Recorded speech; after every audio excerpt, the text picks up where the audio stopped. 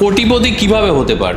15 years ধরে 21,000 করে per month তোমাকে সেভ করতে হবে। তোমার একার খাওয়ার খেতে খালি খরচা হবে 14 লক্ষ টাকা। তো কিভাবে কেনে, কিভাবে লাইফ ইন্স্যুরেন্স কত টাকার করে রাখবে? তোমার কি মনে হয় মিউচুয়াল ফান্ড শ্যাম? আদানিদের ব্যবসা বন্ধ হতে চলেছে। মিউচুয়াল ফান্ডের উপর কি সেবির নজরদারি আছে? অবশ্যই। মিনিমাম কত টাকা থেকে মিউচুয়াল ফান্ড শুরু করা যায়? মিনিমাম 500 রুপিস দিয়ে শুরু করা, 500 টাকা দিয়ে 500 টাকা দিয়ে শুরু করা যেতে পারে। এই ইয়াং জেনারেশন কিন্তু একটু ইনভেস্টমেন্ট প্রো। আমরা বলি যা ইনকাম হয় তার 10% অ্যাটলিস্ট সেভিংস হওয়া উচিত। একটা কোনো কোম্পানিকে বেস করে কিন্তু মার্কেট এই মুহূর্তে ইন্ডিয়ান শেয়ার মার্কেট নড়ার জায়গায় নেই। যাদেরকে সোকল্ড কিপটে বলা হয়েছিল, তারা মোটামুটি একটা কিং সাইজ লাইফস্টাইল মেনটেন করতে পারেন। 10,000 টাকা ইনকাম আমার 10,000 টাকা ইনকামে আমি আবার কি ইন্স্যুরেন্স নেব? 1 টাকা ইনকাম করলো তো তার ফ্যামিলি তো তার 1 টাকার উপরে ডিপেন্ডেন্ট না।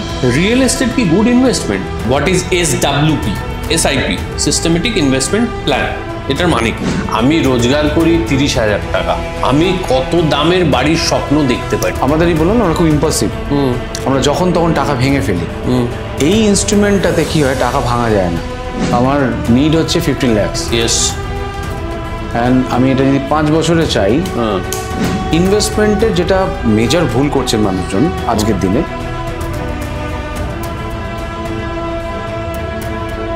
Hello and welcome to another episode of Time and Tide with Saurabh. আজকে আমরা ইনভেস্টমেন্টের A to Z জানবো।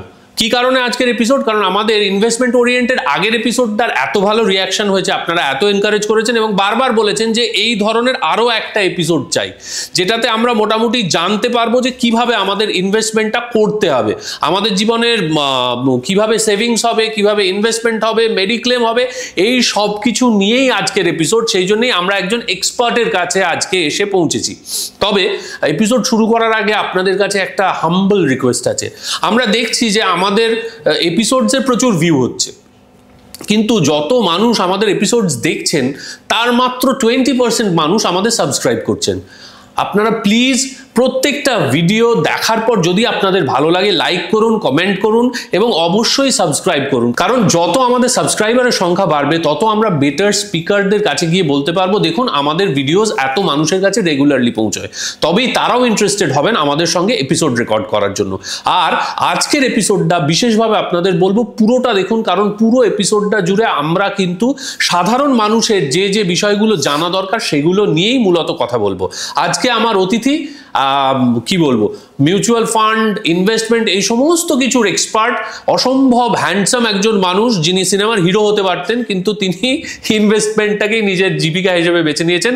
আজকে আমার অতিথি সুরজিৎ কালা। সুরজিৎ দা, কেমন আছো? খুব ভালো, তুমি কেমন আছো? আমিও দারুণ আছি, আর আজকে তো আরো বেশি করে ভালো আছি, কারণ আজকে আমার মনে হয় এই পডকাস্টের এই এপিসোডটা আমি আমার জীবনের যে জিনিসগুলো জানা দরকার সেই বিষয়গুলোতে জানতে পারবো। আচ্ছা, বেশি গৌরচন্দ্রিকা না করে সরাসরি টপিকে ঢুকে পড়ি। অ্যাবসলিউটলি। এফডি সম্পর্কে মানুষের একটা বেসিক ধারণা আছে। আমার নিজেরও বেশ কিছু এফডি আছে, কনভেনশনাল এফডি, যেগুলো থেকে 5%, 6%, এখন বোধহয় 6.5% কিছু কিছু ক্ষেত্রে পাওয়া যাচ্ছে। কিন্তু ন্যাশনালাইজড ব্যাংকস বা এস্টাবলিশ যে কনভেনশনাল ব্যাংক, সেগুলোতে এই ধরনেরই ইন্টারেস্ট পাওয়া যায়।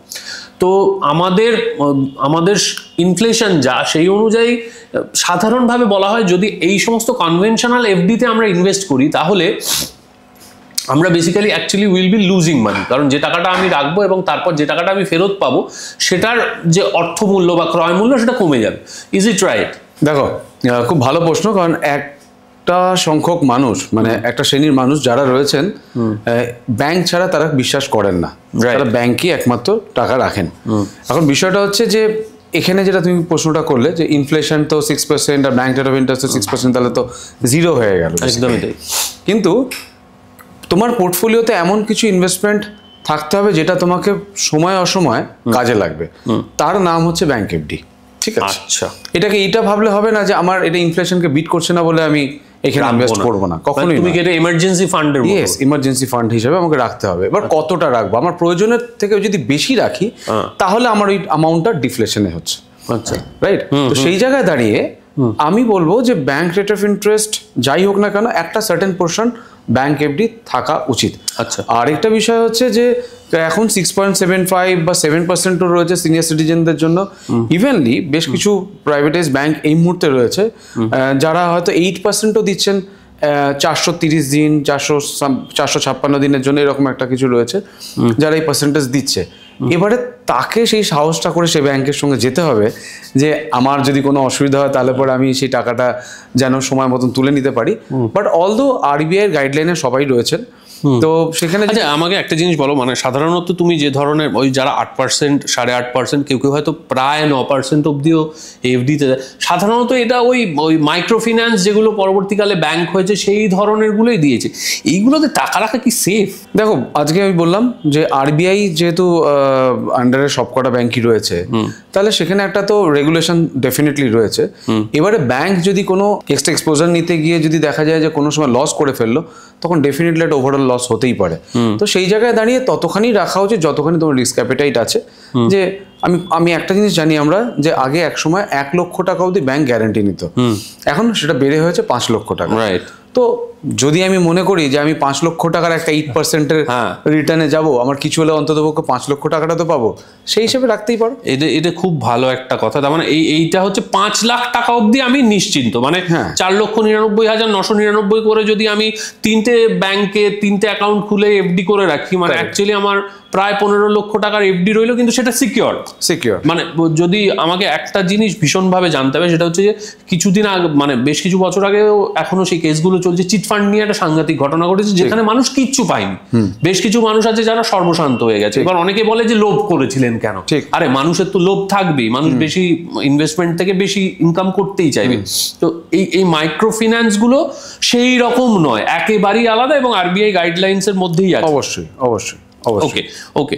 এবার এমার্জেন্সি ফান্ড মোটামুটি একজন মানুষের রোজগারের কত % থাকা উচিত? মানে ধরো আমরা যারা সাধারণভাবে একটা নাম্বার যদি নিয়ে নিই, ধরো একটা মানুষ সে 25,000 টাকা রোজগার করে, ঠিক আছে? এবার সেই 25,000 টাকা যা রোজগার, তার ধরে নিলাম মাস চালাতে খরচ হয় প্রায় 15,000 টাকা, তাহলে পুরো রইল 10,000 টাকা। এবার সেটা সে কিভাবে সঞ্চয় করবে? দেখো আমরা আমাদের এই জেনারেশন কোভিড দেখে নিয়েছি, যেখান থেকে আমাদের সব রকমের শিক্ষা হয়ে গেছে যে 3 মাস 4 মাস 6 মাস 1 বছর ইনকাম না থাকলে কি কি প্রবলেম ফেস করতে হয়। আগে বিফোর কোভিড আমরা বলতাম যে অ্যাটলিস্ট আপনার ইনকামের 3 টাইমস আপনি ব্যাংকে রাখুন। আর কি কারণে? যদি কোনো কারণে চাকরি চলে গেল, আবার একটা নতুন চাকরির জন্য একটা ওয়েটিং পিরিয়ড আছে, ব্যবসা কোনো কারণে ভালো চলছে না, সেখানে অ্যাটলিস্ট 3 মান্থসের একটা বাফার নিয়ে ব্যাংক অ্যাকাউন্টে অলওয়েজ রাখা উচিত। সে ব্যাংক অ্যাকাউন্ট, সেভিংস অ্যাকাউন্ট হোক বা তোমার কথা অনুযায়ী এফডিতেও রাখতে পারি। কিন্তু এখন আমরা যেটা দেখেছি, it should not be 3 months, it should be at least 6 months. 1 বছর হলে খুব ভালো। 1 বছর হলে খুব ভালো। এবার তুমি বলবে যে মানুষ তো এত ইম্পালসিভ বায়ার হয়ে গেছে আজকের দিনে এবং খুব এক্সপেন্সিভ লাইফস্টাইল মেনটেন করছি আমরা, এত টাকা কি করে থাকবে? তাই জন্য বলবো যে যদি না পারেন, আজকে তো আমরা যে আলোচনাটা করছি তাতে করে সবাই আমাদের কথা শুনে ইনভেস্ট করবেন বা ডিসিপ্লিন হয়ে যাবেন তা তো নয়, কিন্তু আমরা কি করতে পারি, কনভে করতে পারি মেসেজটা, রাইট? তার মধ্যে কিছু সংখ্যক মানুষ হয়তো মনে করলেন যে না ঠিক আছে বলছেন যখন তাহলে শোনা উচিত। সেই জায়গায় 1 বছর না হলেও 6 মাস তো হওয়া উচিতই। এটা আমাদের 6 মাস, মানে যার 25,000 রোজগার তাকে 1.5 লাখ টাকা এমার্জেন্সি ফান্ডে রাখা উচিত। আচ্ছা ইয়েস। আচ্ছা, আরেকটা বিষয় আমি বলি যে জব লেস হতে পারেন মানুষ একজন, বা ব্যবসা খারাপ যাচ্ছে। কয়েকদিন আগের ঘটনা, গতকালকের একটি ঘটনা। আমি গতকালকে একটি হসপিটালে গেছিলাম, এটি রোটারির একটি কারণে আমাদের একটা বাচ্চার অপারেশন হয়েছে কয়েকদিন আগে রোটারিতে। তার বিষয়ে আমি গেছিলাম সেই বাচ্চাটিকে দেখতে। তখন জানতে পারলাম ওখানকার এমডি থেকে যে একজন ভদ্রলোক, তার বয়স মাত্র 32 বছর, একটি কারখানায় জব করতেন। সেখানে তার হাতটা প্রায় এখান থেকে পুরোটা অ্যাম্পিউটেড, ঠিক আছে? এবং ওই হাতটা আলাদা করে এবং মানুষটা আলাদা করে আসেন ওই হসপিটালে। ওরে বাবা! এবং সেই অপারেশনটি প্রায় 12 ঘন্টা ধরে হয়, ঠিক আছে? এবার অপারেশনটার জন্য সে মানে সেরকমভাবে আর্থিকভাবে অতটা সামর্থ্য তার ছিল না, সেখানে বিভিন্ন মানুষ এসে তাকে হেল্প করেন এবং তার অপারেশনটি হয়ে যায়। এখন ঘটনাটা হচ্ছে অপারেশনটা হয়ে গেছে সাকসেসফুলি এবং হয়তো down the line 1 year 2 years হয়তো ভদ্রলোক আবার হয়তো বাঁ হাতে যে কাজটা করতেন সেই কাজটা আবার হয়তো করবেন। কিন্তু ওনার কাছে চ্যালেঞ্জ হয়ে দাঁড়িয়েছে এই মুহূর্তে সে খাবে কি বা খাওয়াবে কি তার পরিবারের লোকজনকে। তার মানে কিন্তু জব লেসটা খালি কারণ নয়, এরকম কোনো অ্যাক্সিডেন্টাল যদি কোনো রকম কোনো ইস্যুস হয়, সেটা আমার তোমার মতন হোয়াইট কলার মানুষেরও হতে পারে, যে অ্যাক্সিডেন্টাল কারণে আমি জবে যেতে পারছি না, আমার জব যায়নি, জব আছে, কিন্তু অ্যাক্সিডেন্টাল কারণে আমি জবে যেতে পারছি না, তখন কি হবে? এক্স্যাক্টলি। এবার সেটা তো আমার জানা নেই যে কত দিনে আমি রিকভার করব। তো সেই জন্য একটা এরকমও প্রোডাক্ট রয়েছে যেটা পার্সোনাল অ্যাক্সিডেন্ট পলিসি বলা হয়, যেখানে দু রকম ভাবে এটাকে নেওয়া যায়। একটা হচ্ছে যে if is any miss happen, তার পরিবার একটা লামসাম টাকা পেয়ে গেল। আরেকটা হচ্ছে পার উইকের তোমার যা ইনকাম, সেই ইনকামটাকেও তোমাকে সাপোর্ট করবেন সেই কোম্পানি। আচ্ছা, ইয়েস। আচ্ছা, মানে সেটা কি, সেই ইনকামটাকে, মানে ধর 3 মাসের তোমার ইনকামটা বন্ধ হয়ে রয়েছে বা 6 মাসের ইনকাম বন্ধ হয়ে রয়েছে, সেইটাকেও তো কম্পেনসেট করবেন হচ্ছে সেই কোম্পানিটি। আচ্ছা আচ্ছা। এরকম জেনারেল ইন্স্যুরেন্সের প্রোডাক্ট রয়েছে, আচ্ছা, যেটা কিন্তু মানুষ নিতেই পারেন, যেটা পার্সোনাল অ্যাক্সিডেন্ট পলিসির আন্ডারে আসে। আচ্ছা, বেশ। তবে সেই ক্ষেত্রে চাকরিজীবী হতে হয় এবং তার স্যালারি স্লিপ থাকতে হয়। আচ্ছা, ব্যবসায়ীরা এটা সাধারণত নিতে পারেন না। বেশ। না, আমি সেই দিকগুলোতে পরে আসবো। আমি আপাতত এফডি ওরিয়েন্টেডই থাকি। এফডির ক্ষেত্রে 5 লাখ অবধি সিকিউর, এই অবধি আমরা পেলাম। এবং সাধারণভাবে তুমি বলছো মোটামুটি ইনকামের 6 মাস পর্যন্ত, 6 মাসের ইনকাম রেখে দিতে হবে সাস্টেন করার জন্য। এর বাইরে তাহলে সেভিংস হিসেবে এফডি থাকবে। এবার ইনভেস্টমেন্ট তাহলে কোথায় হবে? এটা হলো একটা পোর্শন যেটা তোমাকে এই ধরনের কোনো রকম সার্কামস্ট্যান্সেসে হেল্প করবে। এবারে ইনভেস্টমেন্ট কোথায় হওয়া উচিত? ইনভেস্টমেন্টের যেটা মেজর ভুল করছেন মানুষজন আজকের দিনে, যে এই ধরো তুমি আমি বসে গল্প করছি, বাট দুজনে আমরা এক্সপার্ট নই, দুজনে আমরা ইনভেস্টার। তোমার ইনভেস্ট করতে ভালো লাগে মিউচুয়াল ফান্ডে, আমার ইনভেস্ট করতে ভালো লাগে শেয়ার মার্কেটে। বেশ। এবার তুমি মিউচুয়াল ফান্ড নিয়ে তুমি কনফিডেন্স দেখাবে, আমি শেয়ার মার্কেট নিয়ে কনফিডেন্স দেখাবো, রাইট? কিন্তু দেখা যাচ্ছে যে এই কারণে মানুষ কোনো এক বন্ধুর বা কোনো একজনের মোটিভেশনে সে সেই ইনভেস্টমেন্টটাই করা শুরু করছেন যেটা ওনার বন্ধু বলেছেন, কিন্তু সেটা হওয়া উচিত না। আর বিশেষ করে দেখা যাচ্ছে ইয়াং জেনারেশনে একটা জিনিস যেটা খুব ভালো দেখা যাচ্ছে, যে এই ইয়াং জেনারেশন কিন্তু একটু ইনভেস্টমেন্ট প্রো, যেটা আগে দেখা যেত না। সে ইনভেস্টমেন্ট প্রো যেমন বলছো, এবং সেটার কারণও আছে। আসলে ইনভেস্টমেন্টটা এত অ্যাক্সেসিবল, মানে ফিঙ্গার টিপসে চলে এসেছে। কারেক্ট। কারণ আগে আমার মনে আছে একটা ডিম্যাট অ্যাকাউন্ট খুলতে যাওয়া, তারপর যদি কেউ শেয়ার মার্কেটে ইনভেস্ট করতে চায় তাহলে তার সেই ফোন করে করে শেয়ার কেনা, রেগুলার কত মানে শেয়ারের দাম কি ওঠানামা করছে সেটা জানার জন্য হয় টেলিভিশন চাই, ওরমভাবে আপডেট আসে না। এখন আমি রিসেন্টলি একটা ডিম্যাট অ্যাকাউন্ট করলাম, সেটা একদম বাড়িতে বসে পুরোটা হয়ে গেল, এবং আই স্টার্টেড ইনভেস্টিং। এবং এটা দেখা গেছে যে কোভিডের পর থেকে বহু সংখ্যক মানুষ শেয়ার মার্কেটের মধ্যে ঢুকেছে, মানে প্রচুর ডিম্যাট অ্যাকাউন্টস হয়েছে, এবং মানুষজন হু হু করে ওই শেয়ার মার্কেট, মিউচুয়াল ফান্ড, এই দুটোতেই ইনভেস্ট করা শুরু করেছে। Is it good or bad? It is obviously good যে কেউ একজন ইনভেস্টমেন্ট করার একটা প্রবণতা রাখছেন, এটা একটা ইন্টারেস্ট রাখছেন, সেটা ইম্পর্টেন্ট। এবারে হচ্ছে যে আমি ওই ইন্টারেস্টটা যে শো করছি সেটা আমি ঠিক জায়গায় শো করছি কিনা, রাইট। তার জন্য ইনভেস্টমেন্টের প্যারামিটারটা বুঝতে হবে তোমাকে। ইনভেস্টমেন্টের একটা পিরামিড হয়, সেই পিরামিডটাকে বুঝতে হবে। পিরামিডটাকে তুমি ভিজুয়ালাইজ করো। বেশ। পিরামিডের নিচের দিকটা দেখবে অনেকটা বেশি স্পেস নিয়ে রয়েছে। তারপরে যদি আমরা ওইটাকে 4 ভাগে ভাগ করি পিরামিডটাকে, তাহলে প্রথম যে জায়গাটা তৈরি হলো সেটা অনেকটা বেশি বড়, তারপরটা একটু ছোট, তারপরটা একটু ছোট, তারপরটা একদমই ছোট। আমরা বলি যে এই প্রথম যে ঘরটা, সেই ঘরটাকে ফিল আপ করা উচিত উইথ ডেট ফান্ডস বা guaranteed instruments. What is a date fund?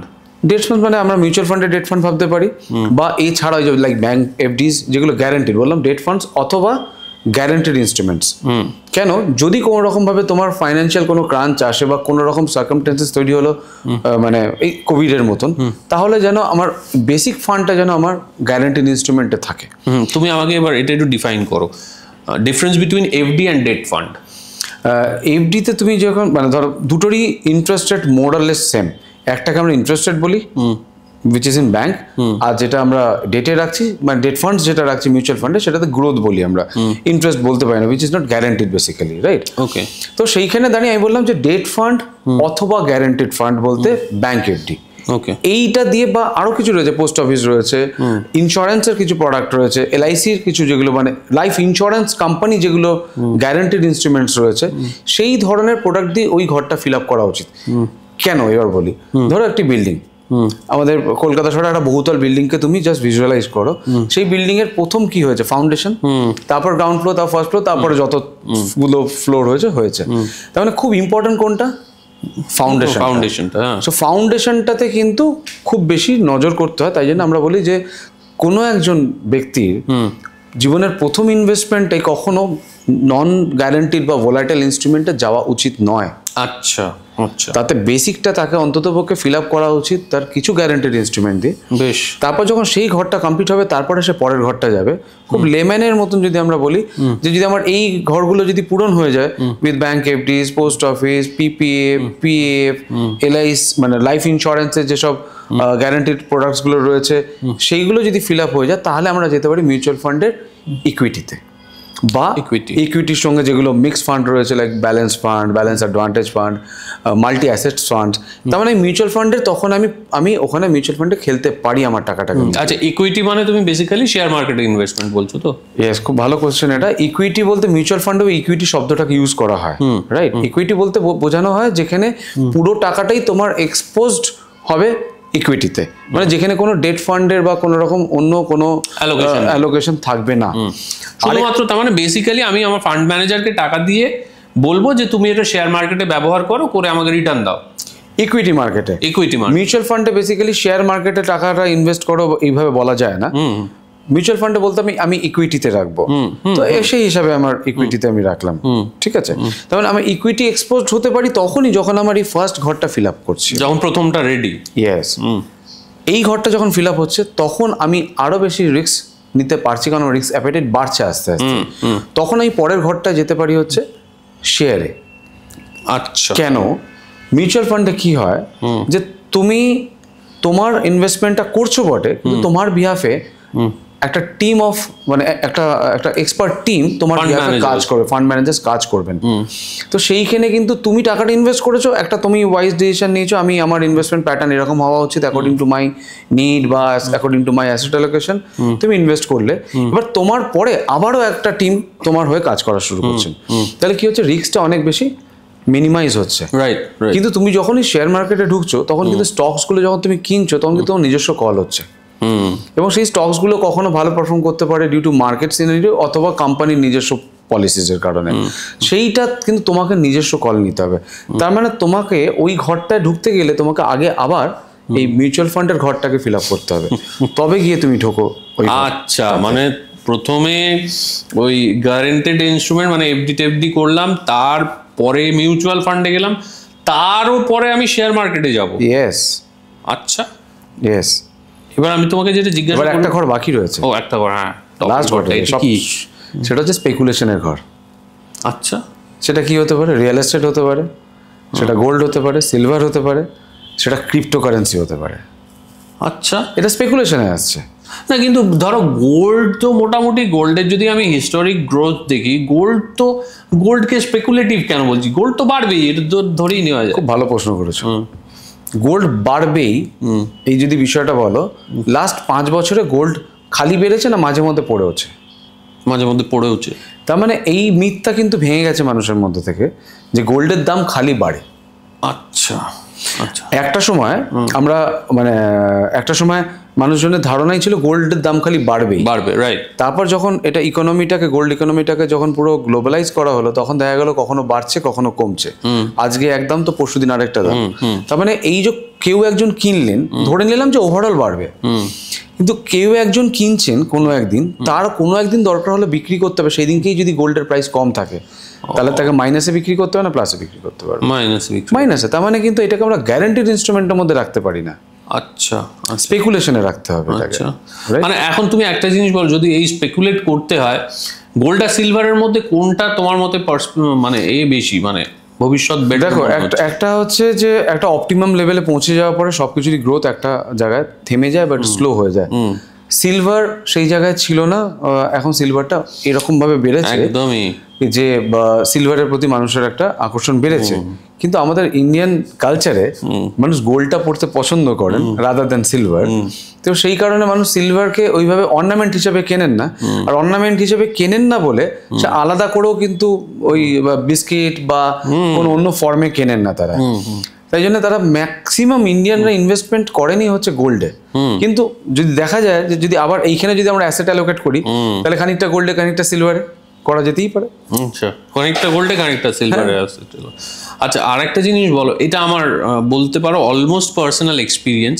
আগেকার দিনে মানুষজন জমি কিনে রাখতো, জমি কিনে পাঁচিল দিয়ে রেখে দিত, তার পরবর্তীকালে মানুষজন ফ্ল্যাট কেনে, এখনো ফ্ল্যাট কিনে রেখে দিচ্ছে বা ভাড়া দিয়ে রাখছে।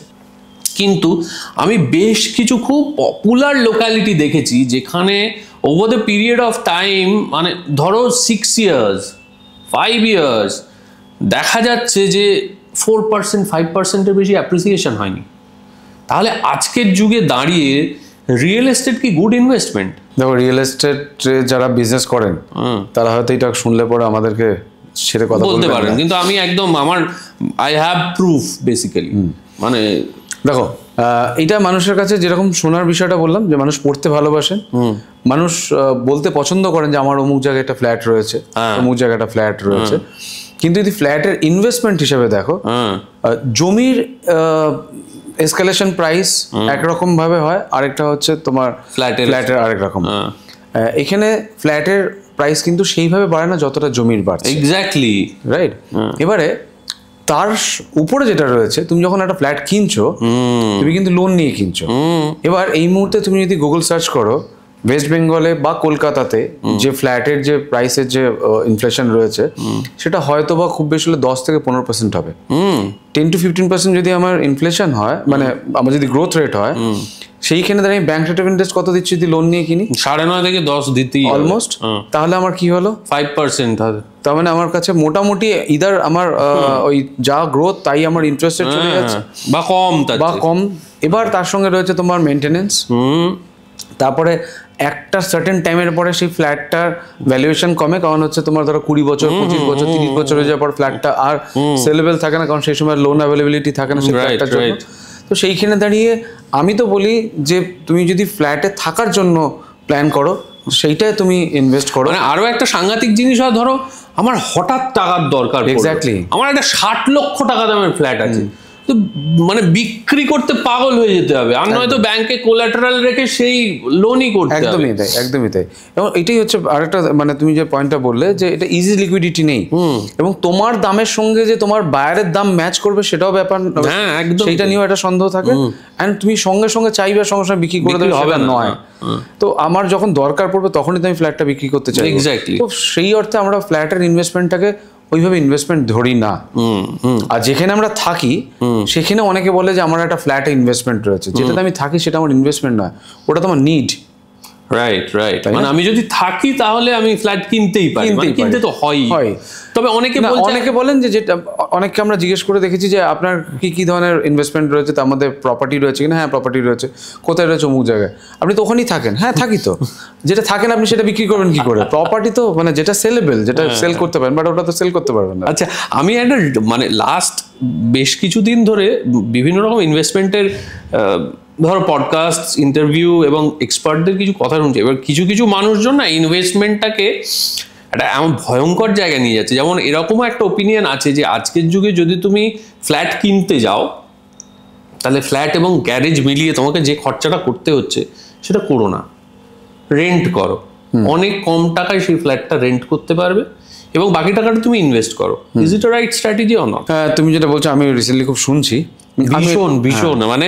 এবং আরো একটা ব্যাপার হয়েছে, কারণ আমাদের পরের জেনারেশন মানে আমাদের ভাইপো ভাগ্নি, এরা মোটামুটি ভাবে বেশিরভাগই কেউ আর পশ্চিমবঙ্গে নেই বা ভারতবর্ষেই নেই অনেকে।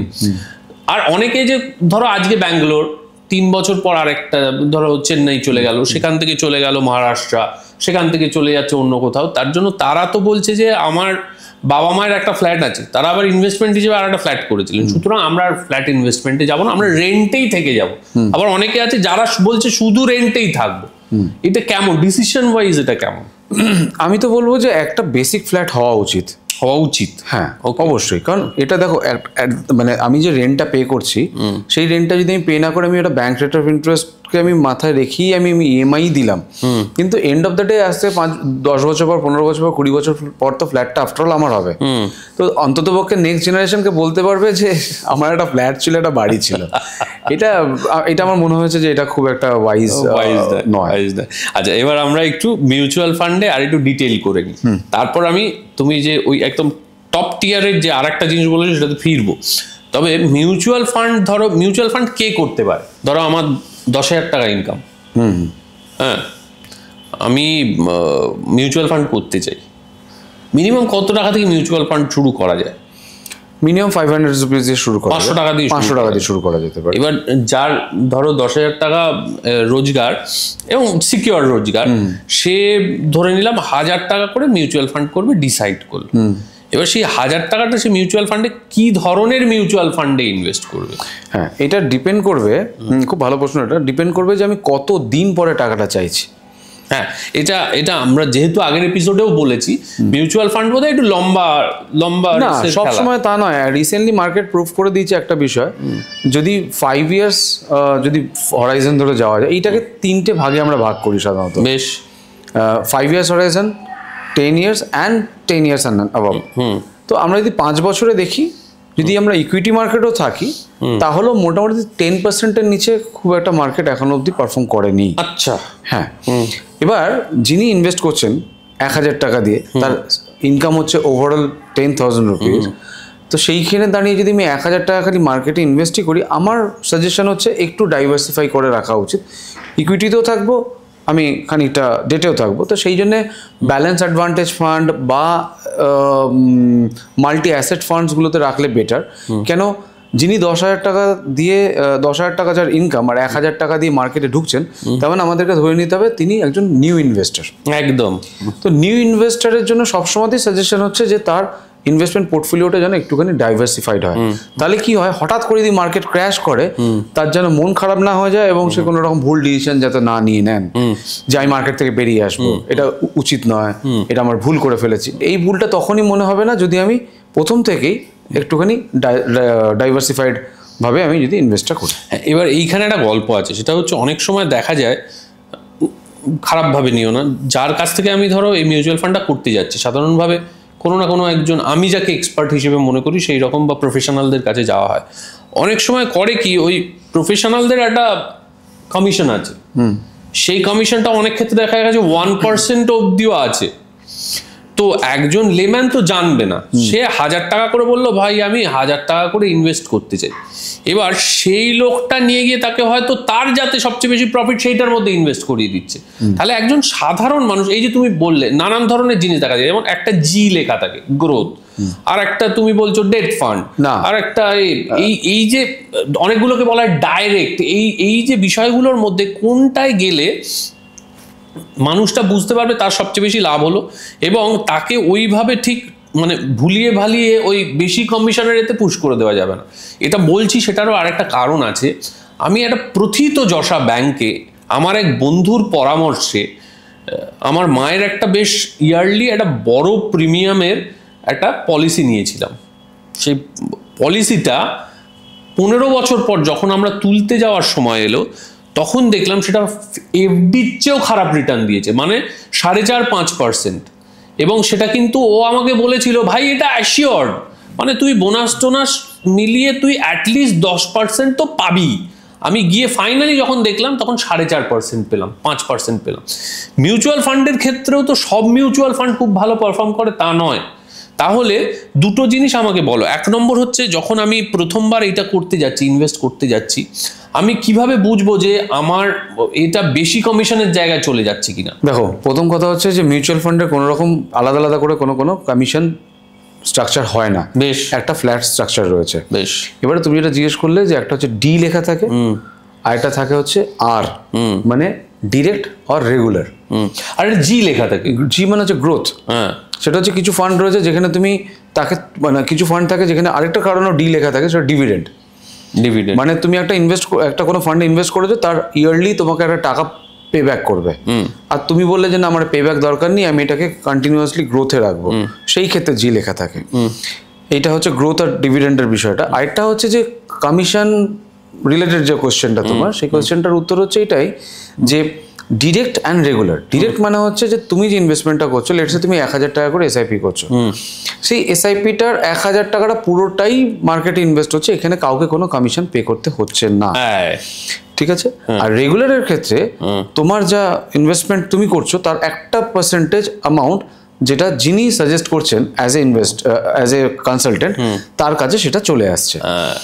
এইবারে এইখানে একটা কোয়েশ্চেন আসছে আজকাল যে তাহলে আমি ডিরেক্টেই ইনভেস্ট করব। এবার এখানে উত্তরটা আমরা এইভাবে দিই যে যত বড়ই ক্রিকেট প্লেয়ার হোক না কেন, যত বড়ই ফুটবল প্লেয়ার হোক না কেন, কোচ লাগে, কোচ একজনকে লাগেই। তো সেই ক্ষেত্রে ডিরেক্টর রেগুলারের ক্ষেত্রে এই ডিফারেন্সটা হয় যে একজন ইনভেস্ট করছেন নিজে নিজে, আরেকজন কারোর মারফতে বা কেউ গাইড করছেন, সেই অ্যাকর্ডিং সে ইনভেস্ট করছে।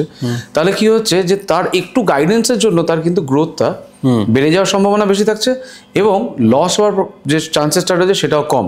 কারণ একজন বসে রয়েছে ওনাকে কুশনটা নিয়ে, যদি বাই চান্স কোনো কারণে তার যদি অসুবিধা হয়, সে অন্তত পক্ষে তাকে রিসিভ করতে পারবেন। নাম্বার 1। নাম্বার 2 হচ্ছে, এটা খুব ইম্পর্টেন্ট, এটা আমরা মাথায় রাখি না, যে ডিরেক্টের আর রেগুলারের ন্যাভেরও ডিফারেন্স আছে। What is nav? Net asset value, মানে তুমি যে 1000 টাকা, Bangla net asset value. Net asset value মানে হচ্ছে, আমরা যদি এইভাবে ধরি যে 1 টাকায় একটা লেবু কিনতে পাওয়া যায়, বেশ। আবার ওই মার্কেটেই আরেকটা লেবুর দাম 1 টাকা 20 পয়সা, আরেকটা লেবুর দাম 2 টাকা। মানে এই ন্যাভ গুলো হচ্ছে এক একটা ইউনিট প্রাইস। বেশ। মানে তুমি যদি 1000 টাকা দিয়ে একটা এসআইপি করছো, আর তার ন্যাভ ভ্যালু হচ্ছে লেটস সে 10 টাকা, তাহলে 1000 টাকা ডিভাইডেড বাই 10 করলে পরে তোমার 100টা তোমার কাছে মানে 10 টাকা দামের লেবু আমি 100টা কিনতে পারবো। এক্স্যাক্টলি। এবার লেবুর দাম যত বাড়বে আমার তত রিটার্ন বাড়বে। এবার লেবুর দাম কমে গেল মানে আমারও টাকা। কিন্তু এখানে একটা মজা হচ্ছে, লেবুর দাম যখন কমছে, আমি তো প্রত্যেক মাসে টাকা দিচ্ছি, ওই কম দামেও আমি কিনছি, মানে আমি বেশি লেবু পাচ্ছি, বেশি সংখ্যক লেবু পাচ্ছি। আচ্ছা আচ্ছা, তার মানে আমার ইউনিটটা আস্তে আস্তে আস্তে বাড়তে বাড়তে যাচ্ছে। এবার যখন মার্কেট পিক করবে, তখন আমি টোটাল লেবুগুলো একসঙ্গে বিক্রি করবো। সো দ্যাট ইজ আ মানে বেসিক ফান্ডামেন্টাল বেসিক্যালি। এবার যেটা থেকে আমাদের এই কথাটা আসলো, যে রেগুলার অ্যান্ড ডিরেক্টের ক্ষেত্রে এই 10 টাকার জায়গায় যদি আমি ডিরেক্টে কিনি, সেটা হয়তো 10 টাকা, আর রেগুলারের ক্ষেত্রে সেটার দাম হচ্ছে হয়তো 9 টাকা 90 পয়সা। এবারে তুমি বলবে যে তাহলে তো বাড়বেও তো 10 টাকার অনুপাতে, আর এ তো 9 টাকা 90 পয়সার অনুপাতে বাড়বে। ঠিক কথা, কিন্তু আমার যে ইনভেস্টমেন্টটা আমি যখন অ্যাট এ টাইম করছি, আমি বেশি দাম দিয়ে যখন জিনিসটা কিনছি, তখন তো আমার ইনভেস্টমেন্টটাও বেশি হচ্ছে, তা টাকার তো একটা ওজন আছে। তো এবার কখন সেটা বোঝা যায় খুব বেশি করে, যেটা আমরা ওয়ান টাইম ইনভেস্টমেন্টের ক্ষেত্রে দেখি, যে ওয়ান টাইম ইনভেস্টমেন্টের ক্ষেত্রে একজন কেউ 5 লাখ টাকা নিয়ে ঢুকছেন, কি 1 লাখ টাকা নিয়ে ঢুকছে, কি 50,000 টাকা নিয়ে ঢুকছেন, তখন তার যে ন্যাভ ভ্যালু বা ইউনিট ভ্যালু যেটাকে আমরা বলছি, সেইটা যখন সে ডিরেক্ট ইনভেস্ট করছে, তাকে বেশি ন্যাভ মানে বেশি দামের ন্যাভ কিনতে হচ্ছে, ইউনিট কম পাচ্ছি। আর রেগুলারের ক্ষেত্রে আমি একই টাকা দিচ্ছি, কিন্তু আমার কাছে ইউনিট বেশি আসছে, তাহলে কি হচ্ছে, রিস্কটা আমার অনেক বেশি ডাইভার্সিফাইড হচ্ছে। রাইট। কিন্তু এটা যার যার পার্সোনাল কল, কিন্তু এন্ড অফ দ্য ডে খুব যে একটা ডিফারেন্স ক্রিয়েট করে তা নয়।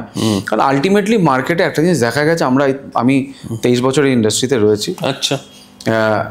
1979 থেকে যদি মার্কেটকে যদি তুমি অবজার্ভ করো, আর আজকে 2024 অবধি অ্যাভারেজ মার্কেটকে যদি টোটাল তুমি অ্যাভারেজ করো, this will come around 15 to 16% max।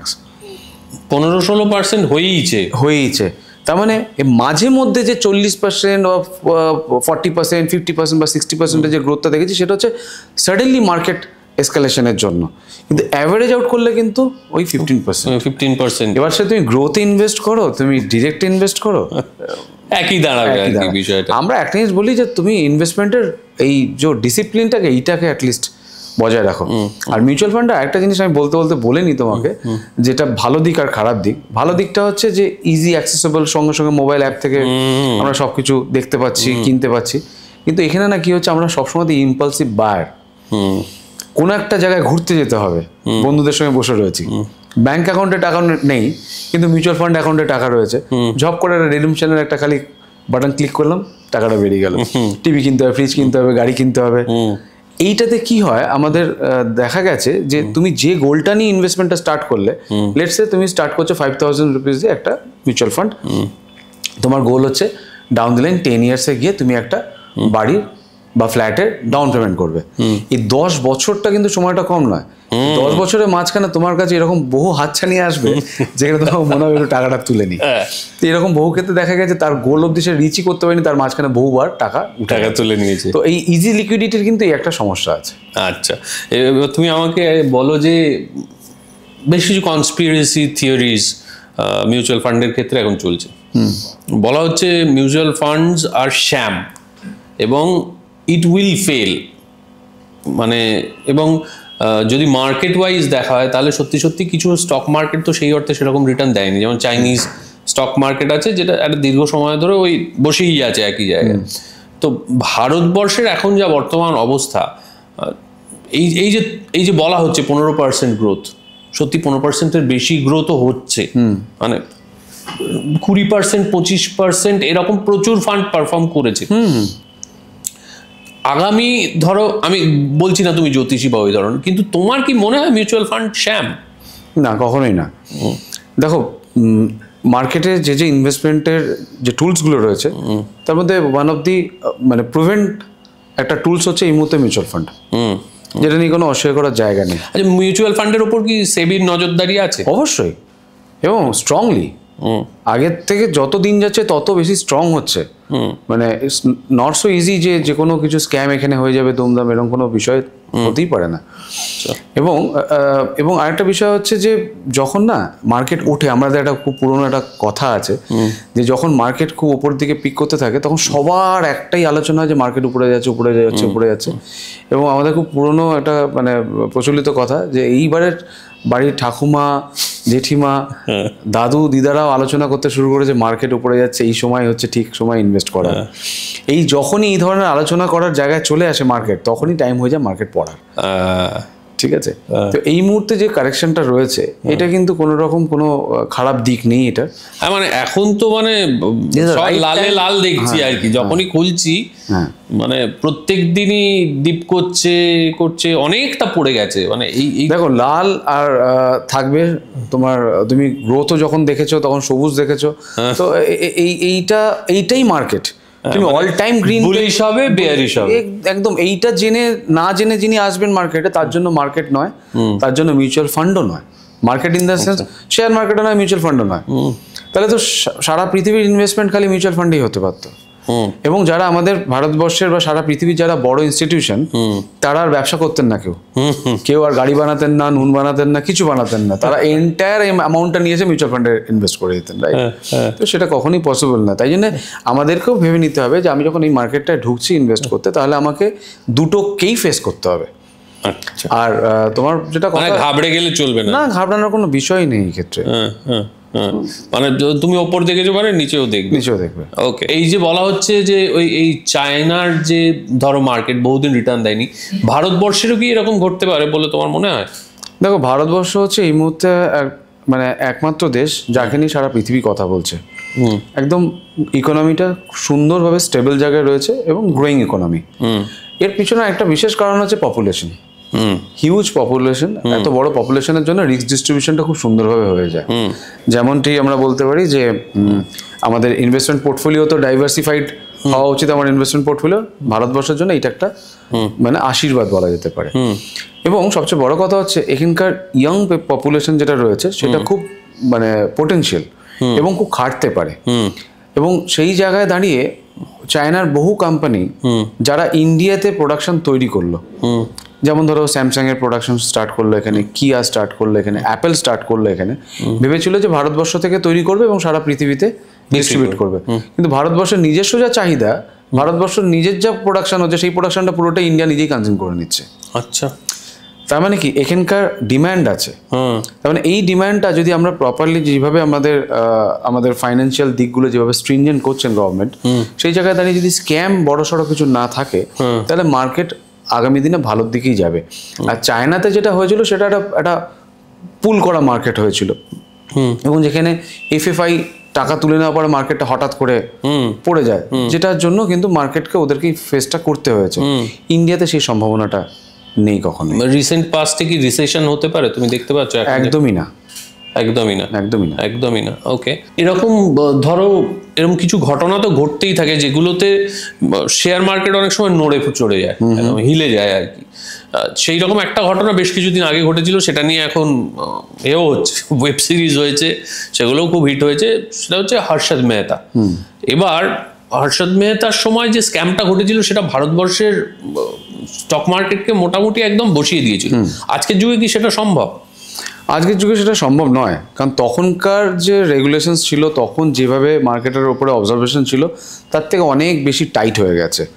অতএব একটা কোনো কোম্পানিকে বেস করে কিন্তু মার্কেট এই মুহূর্তে ইন্ডিয়ান শেয়ার মার্কেট নড়ার জায়গায় নেই।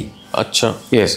এবং তুমি যদি খেয়াল করে দেখো যে হর্ষদ মেহতা যে সময়টা তুমি বলছো সেই সময় মার্কেট পড়েছিল, এবং ওই ফেজে যারা ছিলেন, যারা ইনভেস্টার্স ছিলেন, তারা সবাই দেখেছেন যে তাদের শেয়ার ভ্যালু সবকটাই পড়েছিল, একদম প্লামেট করে গেছিল। এবারে আবার কি মার্কেট কি ওখান থেকে নিচে গেছে না উপরে গেছে? অনেক উপরে গেছে, আজ আমরা যেখানে বসে রয়েছি আর কি। তো এই জায়গায় দাঁড়িয়ে এইটাই মার্কেটের নেচার, যে একটা প্লেয়ার ভুল পারফর্ম করেছে বলে বাকি ফুটবল টিমে 11টা প্লেয়ারের মধ্যে একটা প্লেয়ার ফাউল হয়ে মানে রেড কার্ড দেখে বেরিয়ে গেছে, মানে বাকি প্লেয়ার দিয়ে ম্যাচটা বের করা যাবে না, এরকম কোনো বিষয় না। না মানে এটা কি, তুমি আমাকে একটা জিনিস বলো, সেদিন তখন তো এটা সম্ভব হয়েছিল আর কি, যে উনি ওই প্রচুর টাকা ইনভেস্ট করে বেসিক্যালি কন্ট্রোল করতেন। ইয়েস। আজকে কি এরকম, আজকেও তো এরকম বড় বড় প্লেয়ার্সরা আছে, কারেক্ট, বিরাট প্লেয়াররা, তাদের পক্ষেও কি একই রকম ভাবে আজকে ম্যানিপুলেট করা সম্ভব নয়? কেন সম্ভব নয়? এর কারণ হচ্ছে যে যেভাবে যে স্ট্রাকচারগুলো রয়েছে এই মুহূর্তে, যে একটা কোম্পানির কতটা percentage of amount say share হিসেবে বিক্রি করতে পারেন, তার একটা প্যারামিটার তৈরি করা হয়েছে, যেগুলো আগে ছিল না, এন্ডলেস করা যেত। তো এগুলো দেখো, এটা অনেক বড় আলোচনা। এই প্যারামিটারগুলো বাইরে কেউ যেতে পারে না। এইবারে তোমার হাতে একটা কোনো অপরচুনিটি দেওয়া হয়েছে, অপরচুনিটিটাকে তুমি কিভাবে কাজে লাগাবে সেটার উপর ডিপেন্ড করছে তোমার নিজস্ব ফিউচার। তো কোনো কোম্পানি এটাকে অপরচুনিটি হিসাবে তিনি পেয়েছেন, যেহেতু ধরে নেওয়া হয় যে অনেকে বলেন যে এই গভর্নমেন্টের খুব কাছের ইনস্টিটিউশন, সেই কারণেই বুঝি উনি এতটা বেশি এগিয়ে গেছেন। কিন্তু এই গভর্নমেন্টের আন্ডারে যেমন এই কোম্পানিটা, এই গভর্নমেন্টের আন্ডারে কিন্তু সেবিও, অর্থাৎ সেবির যে নিজস্ব যে প্যারামিটারসগুলো তৈরি রয়েছে সেটা কিন্তু সব কোম্পানির জন্য একই রকমভাবেই অ্যাপ্লাইড। তো এই ক্ষেত্রে এই যে ফর দ্য টাইম বিং যা আমরা ইস্যুস দেখছি, এটা কিন্তু কোনোটাই এখন অবধি কিন্তু বিচারের জায়গায় চলে আসেনি যে এরকম একটা গন্ডগোল হয়ে গেছে এবং এটা কিছু একটা গন্ডগোল। এই যে বলা হচ্ছে না যে আদানিদের ইনডাইটমেন্ট হচ্ছে, এই কেসটা আমি বুঝতে পারছি না, মানে ইনডাইটমেন্ট হচ্ছে এর মানে কি? এর মানে কি আদানিদের ব্যবসা বন্ধ হতে চলেছে? না, এরকম কিছু না। এটা একটা আন্ডার স্ক্রিনিং রয়েছে। আচ্ছা, এবার এই স্ক্রিনিং প্রসেসটা পুরো কমপ্লিট হওয়ার পরে বোঝা যাবে যে কোন জায়গায় তারা দাঁড়িয়ে রয়েছেন, বা তাদের কোনো রকম এই ধরনের কোনো পানিশমেন্ট লেভেলের কিছু আসছে কিনা। সেগুলো আমার ব্যক্তিগত মতামত হচ্ছে যে এক্ষুনি এখান থেকে ব্যাক আউট করার কোনো দরকার নেই, মানে সব শেয়ার বেচে দেওয়ার দরকার নেই। দেখো, আমার একটা বক্তব্য হচ্ছে যে যখন তুমি মার্কেটে ঢুকেছো তখন আমাকে জেনে রাখতেই হবে যে আমার সবকটা ইনভেস্টমেন্ট একরকমভাবে পারফর্ম করবে না। এবার তোমাকে বলতে হবে আমি যখন আগে জানতেই পাচ্ছি তাহলে আমি তুলে বেরিয়ে যাব না কেন? তো ফর দ্য টাইম বিং বলবো যে এখনো সেই জায়গায় যায়নি যে এক্ষুনি তোমাকে নিয়ে বেরিয়ে আসতে হবে। তুমি রাখতে পারো তোমার ফান্ড, আরো কয়েকটা দিন দেখো। মার্কেটে তো ডেলি আপডেটের থেকে মানে প্রত্যেকটা মিনিট আপডেট আসছে, সেই অ্যাকর্ডিং পরবর্তীকালে প্ল্যানিং নিও যে তুমি বেরোবে কি বেরোবে না। কিন্তু আমার মনে হয় এখনই বেরোনোর কোনো দরকার নেই, এই মুহূর্তে বেরোনোর কোনো দরকার নেই। আচ্ছা, এবার তুমি আমাকে বলো যে কমনেস্ট মিস্টেক যারা নতুন শেয়ার মার্কেটে ইনভেস্ট করছে, তারা তিনটে কোন মিস্টেক এমন আছে যেগুলো তারা সাধারণত করে? সেটা হচ্ছে ফান্ডের টোটাল পোর্টফোলিওটাকে চেক করা উচিত। যে কোনো ফান্ডে যখন সে যাচ্ছেন, মানে কোনো শেয়ার কিনছেন, তার পুরো পোর্টফোলিওটাকে ক্যালকুলেট করা উচিত। তার পি রেশিও কি আছে, তার ইনভেস্টমেন্ট কোথায় কোথায় করছেন, তার ইনভেস্টার, তার ফান্ড ম্যানেজার্স কারা রয়েছেন, এগুলো সব পুরো বিষয়টাকে দেখা উচিত। এবং তার সঙ্গে যেটা বিষয় হচ্ছে যে একটা ফান্ড আমরা যেটা দেখি সবসময় যে প্রিভিয়াস হিস্ট্রি দেখে পরবর্তী ইনভেস্টমেন্ট আমরা করি, এটা কিন্তু সবসময় হিস্টোরিক গ্রোথ দেখে আমরা যাই। আমরা যেমন মিউচুয়াল ফান্ডের ক্ষেত্রে বলি যে তার কোয়ার্টাইল যে র্যাঙ্কিংটা রয়েছে সেটা দেখতে হবে। 1 থেকে 5-এর মধ্যে যে র্যাঙ্কিংটা হয়, কিসের র্যাঙ্কিং? এটাকে বলে কোয়ার্টাইল র্যাঙ্কিং।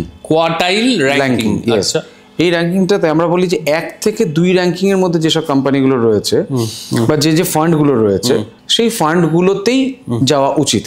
এবার দেখা গেল তোমার এক্সিস্টিং টোটাল পোর্টফোলিওতে তুমি ইনভেস্ট করেছিলে বা তোমাকে কেউ বলেছিলেন ইনভেস্ট করতে, পরবর্তীকালে ডাউন দি লাইন 5 ইয়ার্স কি 3 ইয়ার্স কি 2 ইয়ার্স দেখা যাচ্ছে যে ওই ফান্ডগুলো যখন আমি কিনেছিলাম তখন সে কোয়ার্টাইল র্যাঙ্কিং 1 ছিল বা 2-তে ছিল, পরবর্তীকালে সে 3-তে বা 4-এ বা 5-এ চলে এসছে। তখন কি করতে হবে? সেই ফান্ডগুলোকে সাফল করতে হবে। মানে আমাকে চেঞ্জ করতে হবে, এই ফান্ড থেকে বেরিয়ে এসে আমাকে অন্য ফান্ডে যেতে হবে। আচ্ছা। এবারে এইটার জন্য যেটা দরকার লাগে, প্রত্যেক মাসে একবার করে অন্ততপক্ষে নিজের ফান্ডটাকে পুরো চেক করা। আচ্ছা, তাহলে পরে কি হয়, কারণ এটা ফান্ডের হেলথ বলি আমরা, ঠিক আছে? একটা হচ্ছে লং টার্মের জন্য তুমি রেখে দিয়েছো, স্টিল তোমার মাঝে মধ্যে দেখা উচিত যে ফান্ডগুলো যদি আমি একটু সরিয়ে দিই তাহলে আরো বেটার পারফর্ম করতো। আচ্ছা, এইটার ক্ষেত্রে আমাদেরকে মানে এই নলেজটা আমাদের থাকা দরকার। যদি আমি মনে করি যে আমি ডিরেক্ট ইনভেস্ট করব, তাহলে এটা ফান্ডামেন্টাল একটা দিক, এটাতে সবসময়তেই নজর করা উচিত যে তার ফান্ডটা কিরমভাবে প্রত্যেক বছর বা প্রত্যেক 6 মাস অন্তর অন্তর কিরম পারফর্ম করছে। ভারতবর্ষে কি এটা সত্যি ঘটনা যে বড় লোকরা আরো বড় লোক হচ্ছে, গরিব আরো গরিব হচ্ছে? দেখো, টাকার ওজন নিয়ে কথা হচ্ছিল। যার কাছে যত টাকা রয়েছে তার ওই টাকার উপরে কম্পাউন্ডিং হবে। হোয়াইট ন্যাচারাল যে যার কাছে টাকা রয়েছে, তুমি এখন মিউচুয়াল ফান্ডে ঢুকেছো 10 লক্ষ টাকা নিয়ে, আর আমি ঢুকেছি 1 লক্ষ টাকা নিয়ে। 10 লক্ষ টাকা যেদিন থেকে ইনভেস্ট করবে তার যা কম্পাউন্ডিং ইন্টারেস্ট মানে গ্রোথ যেটা হবে, নিশ্চয়ই আমার 1 লাখের গ্রোথ তা হবে না। তো এইটা ভারতবর্ষের না, এটা সারা পৃথিবীর নিয়ম, এটা নিয়ে কোনো ভুল নেই। কিন্তু বিষয়টা হচ্ছে যে আগের থেকে মার্কেটে যেটা দেখা যাচ্ছে যে মানুষজন খুব মানে ইনভেস্টমেন্ট প্রো হয়ে গেছেন। আগে খালি রোজগার করতেন, এখন রোজগারের সঙ্গে সেভিংসটাও তারা স্টার্ট করেছেন। এবং একটা ফিলোসফিতে আগে চলতেন মানুষ, হয়তো এখনো চলেন একটা সংখ্যক। 3টে ফিলোসফিতে সাধারণত আমরা দেখেছি যে মানুষ ইনকাম করেন এবং খরচা করেন। প্রথমটা হচ্ছে ইনকাম করেন খালি, করার পরে খরচা করলেন, হয়ে গেল। তারপরে আবার একটা খরচা করেন। তুই বললি দ্বিতীয় খরচাটা কোথা থেকে গেল? দ্বিতীয় খরচা করতে গেল, দ্বিতীয় খরচাটা হচ্ছে মোবাইল অ্যাপ। আচ্ছা, অ্যাপ লোন। কোথায়? তোমার 10,000 টাকা ইনকাম, 10,000 টাকা খরচা হয়ে গেছে, এবার আবার কিছুটা দেখেছো ভালো লাগছে, কিনতে হবে, আমি ক্রেডিট কার্ডে কিনে ফেললাম, আমার অ্যাপ লোন থেকে কিনে ফেললাম। কি হলো? তখন আমি অতিরিক্ত খরচা করে ফেললাম। এইটা একটা ফিলোসফিতে চলেন। দ্বিতীয় ফিলোসফিতে চলেন অনেকে রয়েছে যে ইনকাম করেন, খরচা করেন, তারপরে যে টাকাটা বেঁচে থাকে সেইটা দিয়ে তারা সেভিংস করেন। আরেকটা ফিলোসফিও রয়েছে, ইনকাম করেন, প্রথমে সেভিংস করেন, বেঁচে থাকা টাকাটা দিয়ে তিনি খরচা করেন। আমরা এই সময় আমরা অনেক ক্ষেত্রে তাদেরকে একটা নামে ডাকিও, প্রচন্ড কিপটে। ঠিক আছে, তো যদি সে কিপটে হয়ে যদি সে ওয়াইজ প্ল্যানিং নিয়ে এবং ওয়াইজ ডিসিশন নিয়ে যদি তার প্রপার সেভিংসটা করে, তাতে তার ফলস্বরূপ একটা বিষয়ও দেখা যায়। কিরকম? প্রথম ফিলোসফিতে যারা চলেছিলেন তারা সাধারণত দেখা যায় যে চাইল্ড আর চ্যারিটির ওপরেই সারাটা জীবন তাদেরকে চলতে হবে, কারণ তার কাছে কোনো সেভিংস নেই। দেখবে প্রচুর 60 ইয়ার্স অ্যান্ড অ্যাবভ রয়েছেন অনেক মানুষজন যারা এখনো কোথাও কোথাও চাকরি করছেন, কোথাও খাতা লিখছেন, কোথাও হয়তো জব করছেন, একটা মিনিমাম একটা স্যালারিতে রয়েছেন। অনেকে বলেন আমি নিজেকে ফিট রাখার জন্য আমি করছি কাজ, সময় ব্যয় করার জন্য করছি কাজ। অনেক ক্ষেত্রে এটাও দেখা গেছে যে তার পিছনের যে ঘটনাটা সেটা হচ্ছে তাকে ইনকাম করার জন্য ওই বয়সে করতেই হবে, তার বেসিক লাইফস্টাইলকে সে মেনটেন করতে পারছে না, অথবা তাকে বাড়িতে যদি বসে থাকতে হয় তাহলে পরে চাইল্ড অথবা চ্যারিটির উপরে নির্ভর করতে হবে। তো এটা প্রথম ফিলোসফি যারা ফলো করে তাদের এই হচ্ছে সিচুয়েশন। দ্বিতীয় যারা রয়েছেন তারা কিন্তু একটা মোটামুটি ভালো লাইফস্টাইল মেনটেন করেন, যারা আফটার পোস্ট রিটায়ারমেন্ট একটা ঠিকঠাক ডিসেন্ট লাইফস্টাইল তারা মেনটেন করেন। আর থার্ড যেটা যাদেরকে সোকল্ড কিপটে বলা হয়েছিল, তারা মোটামুটি একটা কিং সাইজ লাইফস্টাইল মেনটেন করতে পারেন। এবার অনেকে বলবেন যে শেষ জীবনে গিয়ে এই লাইফস্টাইল মানে 60-এর পর কিং সাইজ আর কি লাইফস্টাইল মেইনটেইন করব? মাংস খেতে পারবো না, দাঁত পড়ে গেছে, বেড়াতে যেতে পারবো না, হাঁটুতে আর্থ্রাইটিস, সারা জীবন টাকা জমিয়েছি, ওই মানে আমি এই মাঝের পর্যায়ে পড়ি বেসিক্যালি। তো আমরা দেখেছি যে ইন্ডিয়াতে এই মাঝের পর্যাতেই যারা রয়েছেন তাদেরকে আমরা বেশি দেখতে পাই, মোট কথা। এটা কোনো খারাপ কিছু নেই, কিন্তু আমরা প্রথম ফিলোসফিটাকে ফলো করতে বারণ করছি বেসিক্যালি। আচ্ছা, হ্যাঁ, বুঝতে পেরেছি। আচ্ছা, যদি মানে তাহলে আমি যদি এরকম এই 3টে ফিলোসফির মধ্যে তোমার যেটা হচ্ছে, তাহলে আমার রোজগারের মোটামুটি যদি 100 টাকা হয়, কতটা কিরকম ভাবে তাহলে সেভিংস হবে? কতটা খরচ করব, কতটা রাখবো, কতটা আরামসে ওই একটু আনন্দ ফুর্তির জন্য ব্যয় করতে পারি? দেখো, আমরা বলি যা ইনকাম হয় তার 10% অ্যাটলিস্ট সেভিংস হওয়া উচিত, তাহলে তার রেস্ট অফ দ্য লাইফ একটা ভালো জীবনযাপন সে করতে পারে। মানে 10,000 টাকা রোজগার করলে 1,000 টাকা সেভিংস করা উচিত, বেসিকটা। আচ্ছা, এবার তারপরে তুমি যদি স্ট্রেচ করে নিজেকে আরো বাড়াতে চাও, অসুবিধা নেই, কিন্তু থাম্ব রুল হচ্ছে 10% বেসিক 10% করলেই বেসিক করা উচিত। না, তুমি আমাকে বলো, আমি যে লাইফস্টাইলটা লিড করছি সেই লাইফস্টাইলেই থাকতে চাই পোস্ট রিটায়ারমেন্ট। এইটা কিন্তু তখন উল্টোটা করতে হবে অঙ্কটাকে, যে তোমাকে আগে জানতে হবে দরকার কত, সেই দরকারটার পিছনে তোমাকে দৌড়াতে গেলে কত টাকা করে ইনভেস্ট করতে হবে। দরকার কত কিভাবে বুঝবো? খুব সহজ উপায় হচ্ছে যে পার মান্থ তোমার আজকের দিনের যা খরচা সেইটাকে তোমাকে দেখে নিতে হবে যে আজকে যদি আমি রিটায়ার করি, আমাকে নোশনালি ভাবতে হবে। আমি এটা একদম গল্পের মতো করে যাই, উদাহরণ আমার 5,000 টাকা আজকে রিকোয়ারমেন্ট, তো একটু বেশি করি অ্যামাউন্টটাকে, 10,000 করো, 10,000 টাকা। তুমি আজকের ডেটে 10,000 আর্ন করো, আর 10,000 আর্ন করে তুমি 10,000ই খরচা করে দাও। তার মানে তোমার এই 10,000টা তোমার বেসিক রিকোয়ারমেন্ট রয়েছে। আমি অ্যাজিউম করছি যে তোমার আজকে 60 বছর বয়স হয়ে গেছে কি 55 বছর বয়স হয়ে গেছে, তুমি আর এরপরে কাজ করবে না। তাহলে আমার 10,000 টাকার যে রিকোয়ারমেন্টটা ছিল, সেই 10,000 টাকার রিকোয়ারমেন্টটা থেকে যাবে। এবারে তুমি যতদিন ধরে তুমি কাজ করবে, মানে ধরে নিলাম যে তোমার বয়স এখন 40, আর তুমি 60 ইয়ার্সে গিয়ে রিটায়ার করবে, তাহলে 20 বছর এই 10,000 টাকা করে তুমি খরচা করে যাচ্ছ।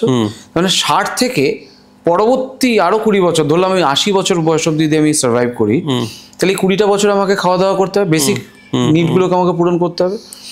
তাহলে সেই ক্ষেত্রে আমার যা ইনফ্লেশনে ক্যালকুলেশন করে বেরোবে, দেখা গেল আজকের 10,000 টাকা আজ থেকে 20 বছর পরে অলমোস্ট 2.5 গুণ হয়ে যায়।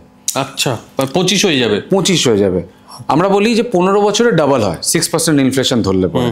এটা আমরা খুব সহজ ভাবে যদি অঙ্কটাতে যাই, তাহলে আজকের 10,000 আজ থেকে 20 বছর পরে 25,000 টাকা হবে।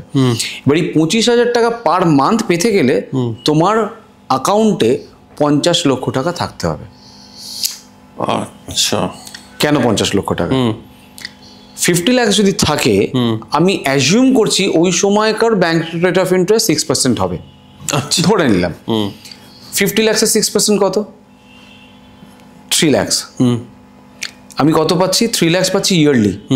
So divided by 12 is again 25,000। এবার তুমি বলবে এরকম মুখে মুখে অঙ্কটা কিভাবে করলে? ইনফ্লেশনের অঙ্কটা এইভাবে বোঝালাম তোমাকে যে 15 বছরে ডাবল বা 20 বছরে 2.5 গুণ। যা অঙ্ক বেরোবে, যে অ্যামাউন্টটা বেরোবে, সেটা দিয়ে তুমি 200কে মাল্টিপ্লাই করো। আচ্ছা, that is the factor figure of 6%। আচ্ছা আচ্ছা আচ্ছা, ওই জন্য 25,000-এর 200 টাইমস করলে পরে 50 লাখ, ডিভাইড বাই মানে 6% interest 3 lakh, divide by 12 is 25,000। এবার তুমি 1 লাখে ক্যালকুলেট করো, তাহলে 2 কোটি দরকার। ও বাবা, ইয়েস, ওরে বাবারে। সেই ধরো কোটিপতি কিভাবে হতে পারবে? কোটিপতি হওয়ার জন্য তোমাকে প্রথম যেটা মানতে হবে সেটা হচ্ছে ডিসিপ্লিনটাকে মেনে চলতে, মানে ডিসিপ্লিন হতে হবে ফার্স্ট অফ অল। তো এবার ধরো একটা অঙ্ক করলে, তুমি যে বললে যে আমি 15 বছর পর 1 কোটি টাকা লাগবে, তাহলে আমাকে কত টাকা করে আজকের ডেটে জমাতে হবে, তাহলে আমি কোটিপতি হতে পারি? মোটামুটি ডিপেন্ড করবে যে তুমি কত পার্সেন্টেজ অফ রিটার্নকে অ্যাজিউম করছো, রাইট? 12% যদি হয়, যদি তুমি অ্যাজিউম করো যে 15 ইয়ার্স ধরে 12% গ্রোথে তুমি টাকা কে খাটাতে পারবে, তাহলে পরে 21,000 করে পার মান্থ তোমাকে সেভ করতে হবে। 21,000 টাকা। ওটা 12% হলেই হয়ে যাবে। 12% হলে পরেই হয়ে যাবে। আচ্ছা, যদি 15% দিয়ে দেয় তাহলে 16,000 করে। 16,000 টাকা 15 বছর ধরে দিলে কোটিপতি তাহলে হতে পারে। কিন্তু কোন ইনস্ট্রুমেন্ট দিয়ে? মিউচুয়াল ফান্ড দিয়ে। Mutual fund. এবার এইটাকে যদি তুমি বলো যে যদি আমি মিউচুয়াল ফান্ডে না রেখে আমি গ্যারান্টেড ইনস্ট্রুমেন্ট দিয়ে বানাতে চাই, তাহলে 29,000 করে দিতে হবে। আচ্ছা, যেখানকার গ্রোথ তুমি অ্যাজিউম করবে ম্যাক্সিমাম 8%। ও, তাহলে 8% হলে 29,000, 12% হলে 21,000, অ্যান্ড 15% হলে 16,000। এর বেশি অ্যাজিউম করাটা উচিত নয়। যদি হয়ে গেল তো হয়ে গেল। মানুষের বেসিক নিড কি? জীবনের বেসিক নিড কি? অন্ন, বস্ত্র, বাসস্থান, ফুড, ক্লোদিং, শেল্টার, রাইট। তোমার এক জামা কাপড় পরে বা 2-4টে জামা কাপড় পরে জীবনযাপন হয়ে যাবে। একটা ভাঙা বাড়িতেও তুমি থেকে যেতে পারবে। বাড়ি না থাকলেও তুমি রাস্তাঘাটে থেকে যেতে পারো। পেটে অন্ন দিতে হবে, খাবারটা খেতে হবে, তাই তো? এটা নিয়ে করি। তাহলে তোমার বেসিক নিড কি তোমার জীবনে? রুটি, কাপড়া, মাকান। রুটি, কাপড়া, মাকান। তাহলে আমি যদি সেইটাকে আবার একটুখানি আরো বেশি তোমাকে মানে পার্টিকুলারলি জিজ্ঞেস করি, তাহলে কোনটা বেশি ইম্পর্টেন্ট? Primarily food. আমরা এই অঙ্কটা করি যে আমাদের ফুডের পিছনে পার ডে কত টাকা খরচা হয়। ঠিক আছে, ব্রেকফাস্টে কত টাকা খরচা করো তুমি? 50 টাকা। আচ্ছা, একটু বেশির দিকেই বলছো তুমি। না, যদি অ্যাকচুয়ালি রিয়েলিটিতে যদি যাই, আমাদের শুটিংয়ে মোটামুটি 30 টাকা বাজেট হচ্ছে ব্রেকফাস্টে। লাঞ্চে কত টাকা করো? 80 টাকা। কত হলো? 110। 110। মাঝখানে একবার খিদে পাবে একটুখানি সন্ধ্যের দিকটা। হ্যাঁ। কত? 20 টাকা। কত হলো? 130। ডিনারে কত টাকা খরচা করবে? ডিনারে অবশ্যই 80 টাকা। কত হলো টোটাল? 210। আমি 200 টাকাই ধরলাম। 200। তো আজকের দিনে প্রত্যেক দিন তুমি 200 টাকা করে খরচা করো খাওয়ার পিছনে। তুমি ইয়ারলি কত টাকা খরচা করছো তাহলে? মাসে হচ্ছে 6000 টাকা, ইয়ারলি 72,000 টাকা। 72,000 টাকা তুমি প্রত্যেক মাসে খরচা করো, প্রত্যেক বছর খরচা করো। এবার তুমি ধরে নাও যে তুমি আজকে রিটায়ার করে গেছো। এবার 72,000 টাকা করে প্রতি বছর যদি খরচা করো, তুমি 20 বছরের জন্য খাওয়া দাওয়ার জন্য তুমি জাস্ট নিজের টাকাটুকু খালি সেভ করবে। কত টাকা হওয়া উচিত? 14,40,000। তার মানে তোমার একার খাওয়ার খেতে খালি খরচা হবে 14 লক্ষ টাকা। আমি এখানে কিন্তু ইনফ্লেশনকে আনিনি, উপোস করব। ঠিক আছে? অতএব কেউ যদি বলে না আমার ইনভেস্টমেন্টের কোনো দরকার নেই, ও ঠিক হয়ে যাবে, ঠিক হয়ে যাবে, আপনি বাকি সবকিছু ম্যানেজ করতে পারবেন, খাওয়ারটা কে দেবে আপনাকে? সো এটাকে আমি ইনফ্লেশন বাদ দিয়ে বলেছি। এবার তুমি আজকের 200 টাকাটা তো আজকের 200, ছোড়া বেটা আজকে থেকে 20 বছর পর তো 200 থাকবে না, ইট উড বি 500। ওরে বাবা রে, তাহলে আমার এটা অ্যাটলিস্ট 72,000 টাকাটা 1,40,000 বা 1.5 লক্ষ টাকা হবে। So multiply with 20। তো ওতেই তো ফতুর হয়ে গেলাম, 30 লাখ টাকা ওইখানেই চলে গেল। সো 30 লাখ টাকা খালি খাওয়ার খেতে খরচা হবে। এবার যদি কেউ বিবাহিত হন, তাহলে 60 হয়ে গেল। তাহলে তার মিসেসকে তিনি না খাইয়ে রাখবেন? না, তিনি না খেয়ে থাকতে পারেন, মিসেস না খেয়ে থাকতে পারেন না। তাহলে এইভাবে আমাদেরকে বুঝে নিতে হবে যে আমাদের কাছে আমরা আজকে যে জীবনযাপনটা করছি সেই জীবনযাপনটা যেন সেইটুকু মেনটেন করতে গেলে এই টাকাটা লাগে। ওরে সাবাস, ওরে বাবা রে বাবা রে বাবা। এবার ধরো লাইফ ইন্স্যুরেন্স কত টাকার করে রাখবো? ভালো প্রশ্ন। সেটা হচ্ছে একজন ইন্ডিভিজুয়ালের তার যা পার মান্থ এক্সপেন্সেস হয় বা পার মান্থ যা ইনকাম, দুটো হতে পারে। একটা হতে পারে যে তুমি তোমার ইনকামটাকে প্রোটেক্ট করো, আর একটা হতে পারে তোমার এক্সপেন্সকে প্রোটেক্ট করো। তুমি যদি ইনকামকে প্রোটেক্ট করো বা এক্সপেন্সকে প্রোটেক্ট করো, what ever your income or expense, তুমি 200 দিয়ে মাল্টিপ্লাই করো। 200 মাল্টিপ্লাই করো, মানে 10,000 টাকা যদি আমার রোজগার হয় তাহলে 20 লাখ টাকা। ইয়েস। কেন? যদি 20 লাখ তোমার ইন্স্যুরেন্স কভারেজ থাকে, and if is any miss happen with you, তাহলে এই 20 লক্ষ টাকাটা চলে যাবে অবভিয়াসলি ব্যাংকে। তোমার যিনি নমিনি রয়েছেন তিনি তো আর তোমার অবর্তমানে সেম প্রফেশনে বা কাজ করতে বেরোতে পারবেন না। 20 লক্ষ টাকা যদি ব্যাংকে থাকে, 20 লক্ষ টাকা 6% কত হয়? 1,20,000 টাকা। So divided by 12 is again 10,000। So it is again 6% এর ফ্যাক্টর ফিগার। আচ্ছা আচ্ছা আচ্ছা, এইটা হচ্ছে থাম্ব রুল। এটা হওয়া উচিত। এটা উচিতই উচিত। কেউ ভাবে যে আমার 10,000 টাকা ইনকাম, আমার 10,000 টাকা ইনকামে আমি আবার কি ইন্স্যুরেন্স নেব? 1 টাকা ইনকাম করলো তো তার ফ্যামিলি তো তার 1 টাকার উপরে ডিপেন্ডেন্ট না। আরেকটা জিনিস বলো, এই যে আমরা লোন নিই না, এই লোনটাকে প্রিপে করা ওয়াইজ না ওয়াইজ নয়? ধরো হোম লোন নিয়েছি আমি, 30 মানে ধরে নিলাম 20 লাখ টাকা ডাউন পেমেন্ট করেছি, 40 লাখ টাকা আমার ইএমআইতে চলছে, ঠিক আছে? মাঝে 5 লাখ টাকা উদ্বৃত্ত এসছে। আমাকে দুরকমভাবে বলা হয়েছে, সাধারণভাবে শুনেছি দুরকমই, যারা ব্যক্তিগতভাবে করেছে তারা বলেছে। কেউ বলেছে 5 লাখ টাকা যে এক্সট্রা এসছে আমি প্রিপে করে দিয়েছি, মানে 40 লাখ টাকা 35-এ নামিয়ে এনেছি। কেউ বলেছে যে আমি এই 5 লাখ টাকাটা দিয়ে দুরকমভাবে প্রিপে করেছে। সরি, একজন বলেছে আমি 5 লাখ টাকা প্রিপে করেছি, আমি বলেছি আমার ইএমআইটা সেম রাখো, আমার নাম্বার অফ ইয়ার্স কমিয়ে দাও। আরেকজন বলেছে যে আমি প্রিপে করেছি, আমি বলেছি আমার নাম্বার অফ ইয়ার্সটা 1 রাখো, আমার ইএমআইটা কমিয়ে দাও। ঠিক আছে, দুরকম। কেউ বলেছে ইএমআইটা সেম রাখো, বছর কমিয়ে দাও। আরেক দল বলেছে যে আমার ইএমআইটা কমিয়ে দাও, বছরটা সেম থাকুক। আরও একটা তৃতীয় ধরনের মানুষজন এসছে, তারা বলেছেন যে মুহূর্তে আমার কাছে 5 লাখ টাকা উদ্বৃত্ত এসছে, আমি সেই 5 লাখ টাকাটা মিউচুয়াল ফান্ডে ইনভেস্ট করে দিয়েছি। ওটা যেমন চলছে, আমি দেখে নিচ্ছি ওটাতে আমি 9% দিচ্ছি, এখানে আমার 15, কোনো ক্ষেত্রে 18% আসছে, তার মানে আমি 9% গেন করছি। এর মধ্যে কোনটা তোমার মতে রাইট ডিসিশন? দেখো, এটা পুরোটাই ডিপেন্ড করবে যে কত দিনের জন্য তোমার বাকি রয়েছে টাকাটা দেওয়া। ধরে নিচ্ছি আমি 12 বছর বাকি রয়েছে। আচ্ছা, দেখো শুরুর দিকে তুমি যদি আমরা এইভাবে যদি অঙ্কটা কষি, যে শুরুর দিকে কিন্তু খালি তোমার ইন্টারেস্ট পার্টটুকুই যেতে থাকে হোম লোনের ক্ষেত্রে।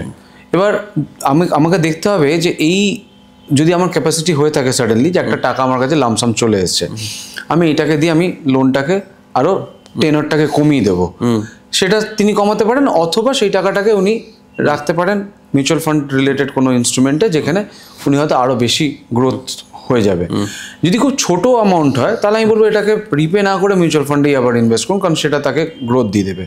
আর যদি একটা লামসাম অ্যামাউন্ট থাকে according to his or her remaining amount, তাহলে কি হলো, লোডটা অনেকটা কমে গেল, সেই ক্ষেত্রে তার হয়তো টেনিয়রটা কমে চলে আসবে। সেই ক্ষেত্রে কি হবে যে ওনার ইএমআই লোডটা কমে যায়, মানে পরবর্তীকালে সেই ইএমআইটা উনি আবার রেগুলার বেসিস ইনভেস্ট করতে পারবেন কোথায়। আচ্ছা, এইটা পুরোটাই ডিপেন্ড করবে সৌরভ যে তার ইনভেস্টমেন্টটা কত দিনের জন্য রয়েছে, এবং পারমিউটেশন কম্বিনেশন করে দেখতে হবে যে এই টাকাটা আমি মিউচুয়াল ফান্ডে রেখে বেটার নাকি না আমার হোম লোনটাকে পে অফ করলে বেটার, সেটা দেখতে হয়। এটা কিন্তু এরকম কোনো থাম্ব রুল আপফ্রন্ট বলার নেই, এটা মানুষের সঙ্গে ডিপেন্ডস অন দ্য অ্যাকাউন্ট। আচ্ছা, এবার তুমি আমায় গোদা বাংলা করে কিছু টার্ম যেগুলো আমাদের কাছে হিব্রু মনে হয় সেগুলো বুঝিয়ে দেবে। তো প্রথমটা হচ্ছে এসআইপি, সিস্টেমেটিক ইনভেস্টমেন্ট প্ল্যান। এটার মানে কি? সিস্টেমেটিক ইনভেস্টমেন্ট প্ল্যান হচ্ছে একটা প্রসেসের নাম বেসিক্যালি। আচ্ছা, এটা তুমি মিউচুয়াল ফান্ডের সঙ্গে রিলেটেড শব্দটা, এই এসআইপি বিষয়টাকে তুমি যে কোনো কিছুর সঙ্গে করতে পারো। তুমি তোমার ঘরে একটা ভাড়া রয়েছে, সেই ভাড়াও তুমি সিস্টেমেটিকলি প্রত্যেক দিন প্রত্যেক মাসের টাকা রাখছো, সেটাকেও তুমি সিস্টেমেটিক ইনভেস্টমেন্ট প্ল্যান বলতে পারো। আচ্ছা, বাট আমরা সাধারণত মিউচুয়াল ফান্ডের সঙ্গে এসআইপি শব্দটাকে আমরা রিলেট করে থাকি। তো মিউচুয়াল ফান্ডের দু রকমের ইনভেস্টমেন্ট হয়, একটা হচ্ছে লামসাম, ওয়ান টাইম বলা যায় সেটাকে, আরেকটা হচ্ছে প্রত্যেক মাসে তুমি তোমার প্রয়োজন অনুসারে বা তুমি তোমার ক্যাপাসিটি অনুযায়ী তুমি একটা টাকাকে ঠিক করলে সেইটাকে তুমি এভরি মান্থ তুমি জমা দেবে, সেটাকে আমরা এসআইপি বলি। বেশ। এবং সাধারণত এই মুহূর্তে দেখা যাচ্ছে যে মেজর মানে পপুলেশন এসআইপিকেই অ্যাডপ্ট করেন আর কি। What is এসডব্লিউপি? এসডব্লিউপি হচ্ছে সিস্টেমেটিক উইথড্রল প্ল্যান। এইটা তখনই সম্ভব যদি কারো কাছে লামসাম টাকা থাকে। আচ্ছা, ধরো কেউ একজন রিটায়ার করছেন, আগেকার মানুষরা যারা রিটায়ার করতেন তাদের মানসিকতা আর এখনকার মানসিকতার মধ্যে একটু হলেও চেঞ্জেস এসছে। তারা পুরোটাই নিয়ে ব্যাংকে বা পোস্ট অফিসে চলে যাচ্ছেন না। তারা জানেন যে ইনফ্লেশনকে বিট করতে গেলে আমাকে একটু আমার ইনভেস্টমেন্টের মধ্যে একটু ডাইভার্সিফাই করা উচিত। সেই ক্ষেত্রে তারা কিছুটা টাকা ব্যাংক এফডিতে রাখছেন বা পোস্ট অফিসেও রাখছেন, আরেকটা টাকা নিয়ে তিনি ইনফ্লেশনকে বিট করার জন্য বা একটু বেটার লাইফস্টাইল মেনটেন করার জন্য এসডব্লিউপিতে আসছেন। এবারে প্রশ্নটা হচ্ছে যে তারা হায়ার এজে এসে তাদের এত বছরের একটা হার্ড অ্যান্ড মানি তারা নিয়ে সেটা ওখানে মিউচুয়াল ফান্ড রিলেটেড প্রোডাক্টের মধ্যে ঢুকে যাচ্ছেন। এসডব্লিউপি সাধারণত একটু কনজারভেটিভ প্রোডাক্টগুলোতেই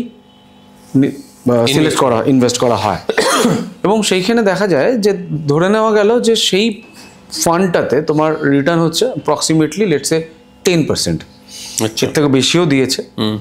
আমি একটু কনজারভেটিভ চিন্তা ভাবনা করতে পছন্দ করি এবং পছন্দ করাইও। 10% যদি দেখি যে গ্রোথ হচ্ছে, তার থেকে তাকে বলি যে আপনি 7% কি 7.5% তুলুন। তাহলে এই যে 10% থেকে -7.5% যেটা আপনি প্রত্যেক মাসে তুলে নিচ্ছেন, এই যে 2.5% করে যেটা বাঁচছে, সেটা আপনার এই এক্সিস্টিং যে ফান্ডটা রেখেছিলেন আপনি, তার সঙ্গে ওটা অ্যাড অন হতে হতে হতে হতে যাবে।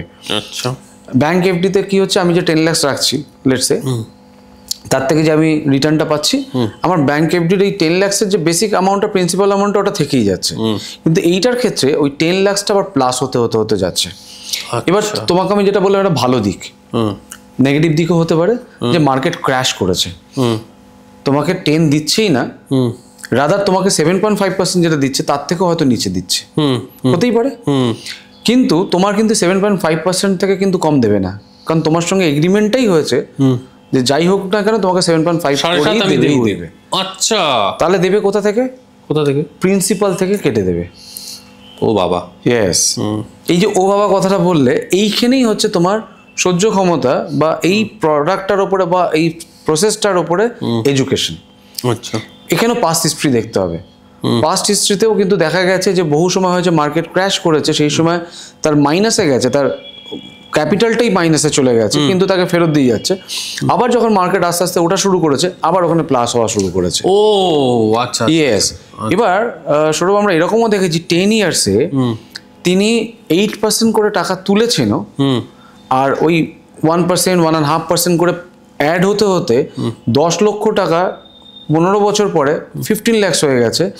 অ্যান্ড ওনার যে টাকাটা পাওয়ার ছিল সেই টাকাটাও কিন্তু উনি পেতে থেকেছেন, এবং তার মানে সে তার নিজস্ব লাইফস্টাইলও মেনটেন করেছেন আর ওনার ক্যাপিটালটাকে উনি গ্রো দিস ইজ করেছেন। ফ্যান্টাস্টিক, ইয়েস, দারুণ ব্যাপার তো।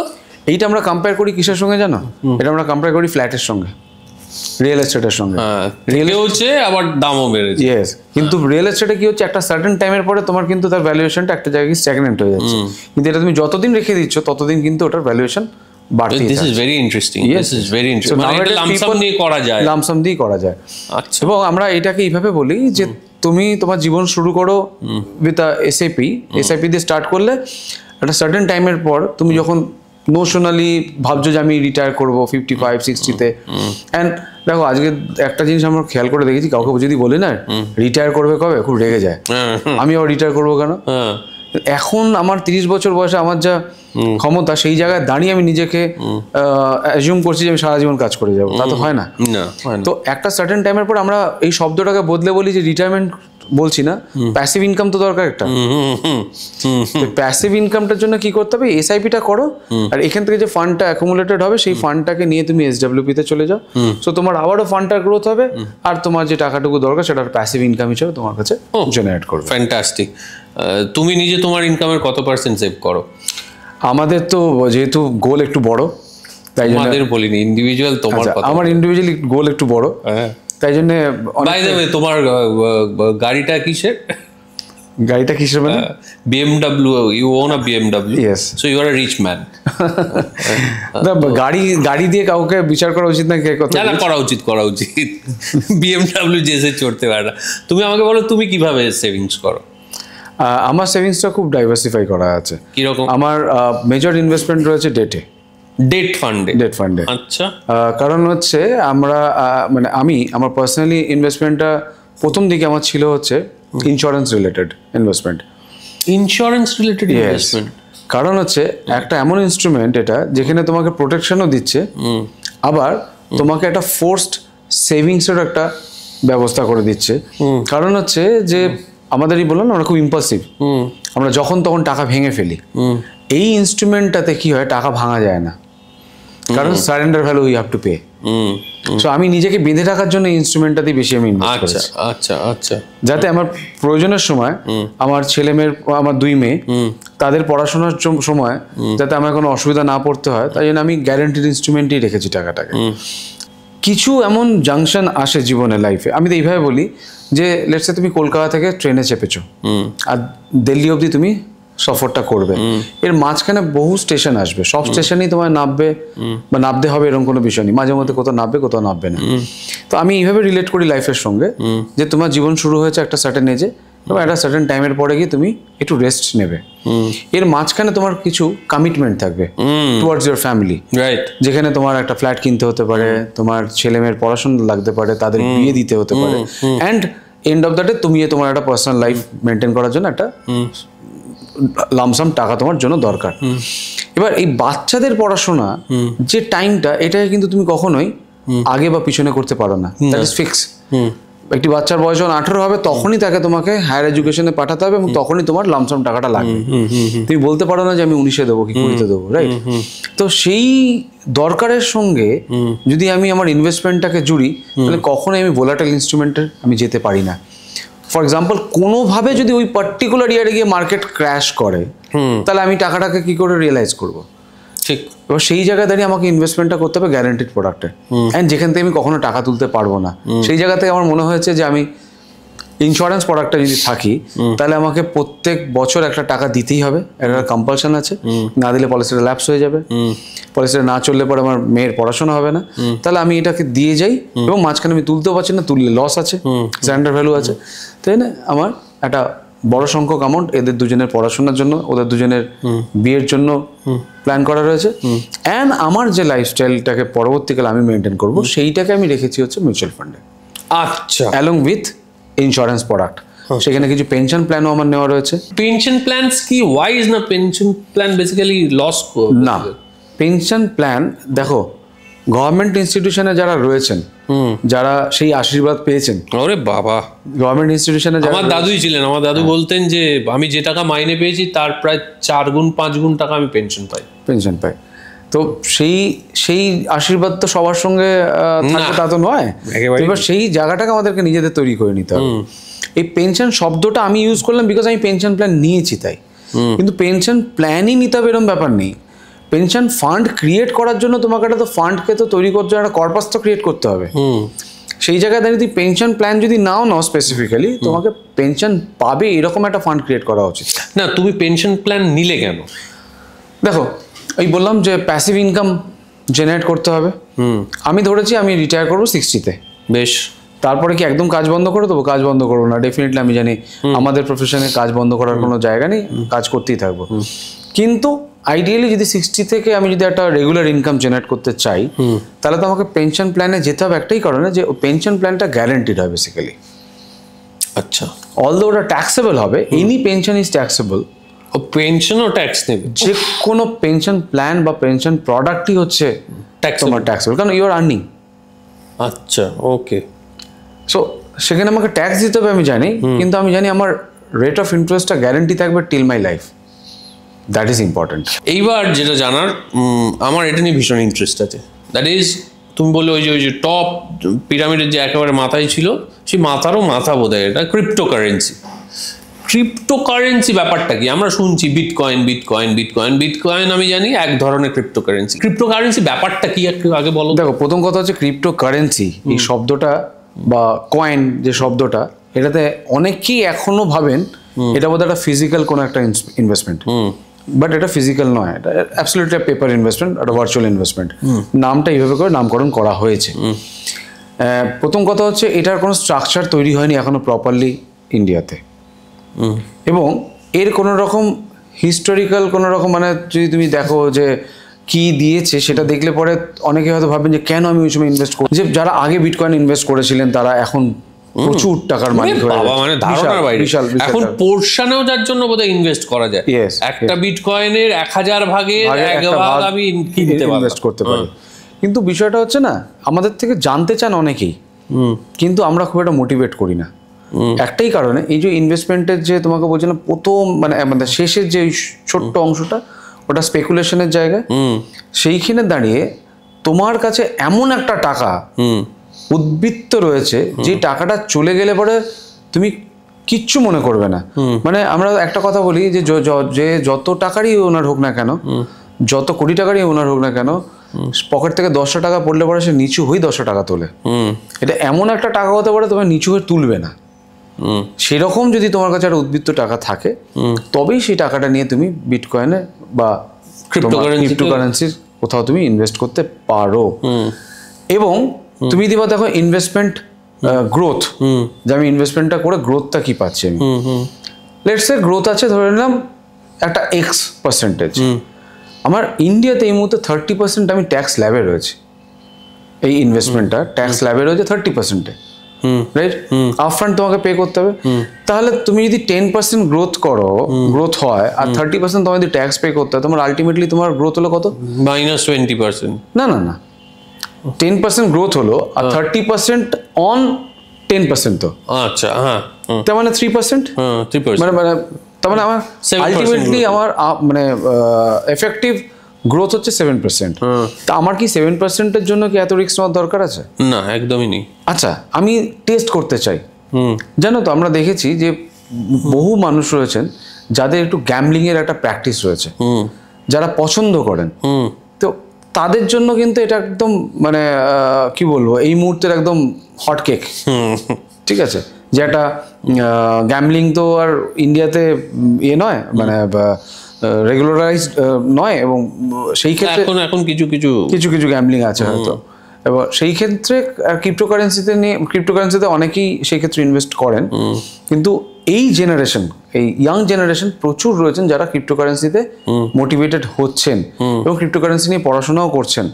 কিন্তু আবারও বলেছিলাম শুরুতেই যে ক্রিপ্টোকারেন্সিতে যাওয়ার আগে তার বেসিক ইনভেস্টমেন্টগুলোকে আগে প্ল্যান করতে হবে, তার ডেট ফান্ড, তার গ্যারান্টিড ইনস্ট্রুমেন্ট, তার মিউচুয়াল ফান্ড, তার শেয়ার মার্কেটের ইনভেস্টমেন্ট হয়ে যাওয়ার পরে যদি কিছু থেকে থাকে তবেই ক্রিপ্টোতে কিনতে যাক, তার আগে তার কেনা উচিত নয়। এবারে এই পিরামিডটাকে একটুখানি উল্টো করে বসাই। একদম এই ছোট দিকটা মানে পিরামিডের ভিজুয়ালাইজ করো, এবার এই ওপরের দিকটাকে আমরা আবার উল্টো দিক করে বসাচ্ছি, বসবে না? বসবে না, পড়ে যাবে, টপল হবে। তার মানে আমার যদি ইনভেস্টমেন্টের যদি শুরুয়াতটাই হয়, আমি শুরুই করছি ক্রিপ্টোকারেন্সি দিয়ে, তার মানে আমার পিরামিডের ওই শেষ অংশটা ক্রিপ্টোকারেন্সি, তারপরে শেয়ার, তারপর মিউচুয়াল দাঁড়াবেই না তো, যে কোনো মুহূর্তে ক্র্যাশ করে যাবে, যে কোনো মুহূর্তে পিরামিডটা পড়ে। তার মানে আমার প্রপার ফাইন্যান্সিয়াল প্ল্যানিংটাই হলো না। So you have to be extremely lucky to earn in cryptocurrency. Yes, মানে এটার কি কোনো সেই অর্থে পড়াশুনো বা যেমন ধরো একটা শেয়ার কিনতে গেলে আমরা কিছু জিনিস দেখি, বুক ভ্যালু দেখি, রিটার্ন অন ইকুইটি দেখি, রিটার্ন অন ইনভেস্টমেন্ট দেখি, হিস্টোরিক গ্রোথ দেখি, গ্রাফ দেখি। এই ক্রিপ্টোর ক্ষেত্রে কি এরকম কিছু থিওরি বা ফর্মুলা কিছু করা যায় না? এখন অবধি কিছু ফর্মুলা নেই। যারা করছেন তারা ইনফরমেশনের উপর কাজ করছেন। আচ্ছা আচ্ছা, যে এই ফান্ডটা কাজ করতে পারে তার উপরে প্ল্যান করছে। তুমি ক্রিপ্টোতে লাগিয়েছো? এবং আমি ক্রিপ্টোতে আমার কাছে কয়েকজন আমার বন্ধুস্থানীয় টাকা লাগিয়েছিল, খুব সামান্য টাকা, তাও বলো অ্যামাউন্টটা বলো। জাস্ট 20,000 টাকা ইনভেস্ট করেছি, ঠিক আছে, জাস্ট টু আন্ডারস্ট্যান্ড কি আছে বিষয়টা। কিছুদিন পরে দেখলাম, আমি এবং আমার এক কালিগ, মানে আমার অফিসের একটি মেম্বার, তাকেও বললাম যে দেখো করে এত কিছু তো আমরা করছি, চলো একটা করি, 20,000 টাকা তো কত এদিক ওদিক খরচা, দিদি আমাদের মোবাইলে ওই অ্যাপটা অ্যাপিয়ার পর্যন্ত করছে না এই মুহূর্তে, অ্যাপটাই নেই।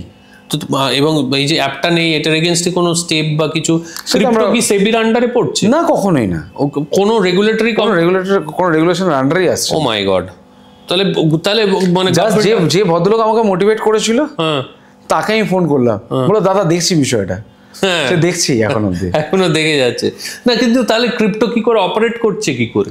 না, ওই বললাম তোমাকে, যারা অপারেট করছেন তারা, যাদের কাছে ক্রিপ্টোর ফান্ড ওয়াইজ বা না, আমার একটা জিনিস বলো, ক্রিপ্টো যদি আমায় কিনতে হয়, আমার তো ডিম্যাট দিয়ে কিনতে হবে নাকি? না, ডিম্যাট দিয়ে কিনতে হবে না, না কিছু লাগে না। ক্রিপ্টো কিভাবে কেনে, কিভাবে? তুমি জাস্ট একটা অ্যাপ ডাউনলোড করো, আচ্ছা, নিয়ে তোমার প্যান কার্ডটাকে ওখানে অ্যাটাচ করো, করে তুমি কেনা শুরু করে দাও। আর যে মুহূর্তে আমি কিনলে, ধরো 100 টাকা কিনলেই গভর্নমেন্ট কি ট্যাক্স নিয়ে নিচ্ছে তখনই? না, কেনার সময় না তো, অলওয়েজ তো বিক্রির সময়। কেনার সময় কিছু নিচ্ছে না, এবং এটা ট্রান্সফারও করা যায়। আচ্ছা, যদি বাড়ি কিনতে হয় তাহলে কি করব?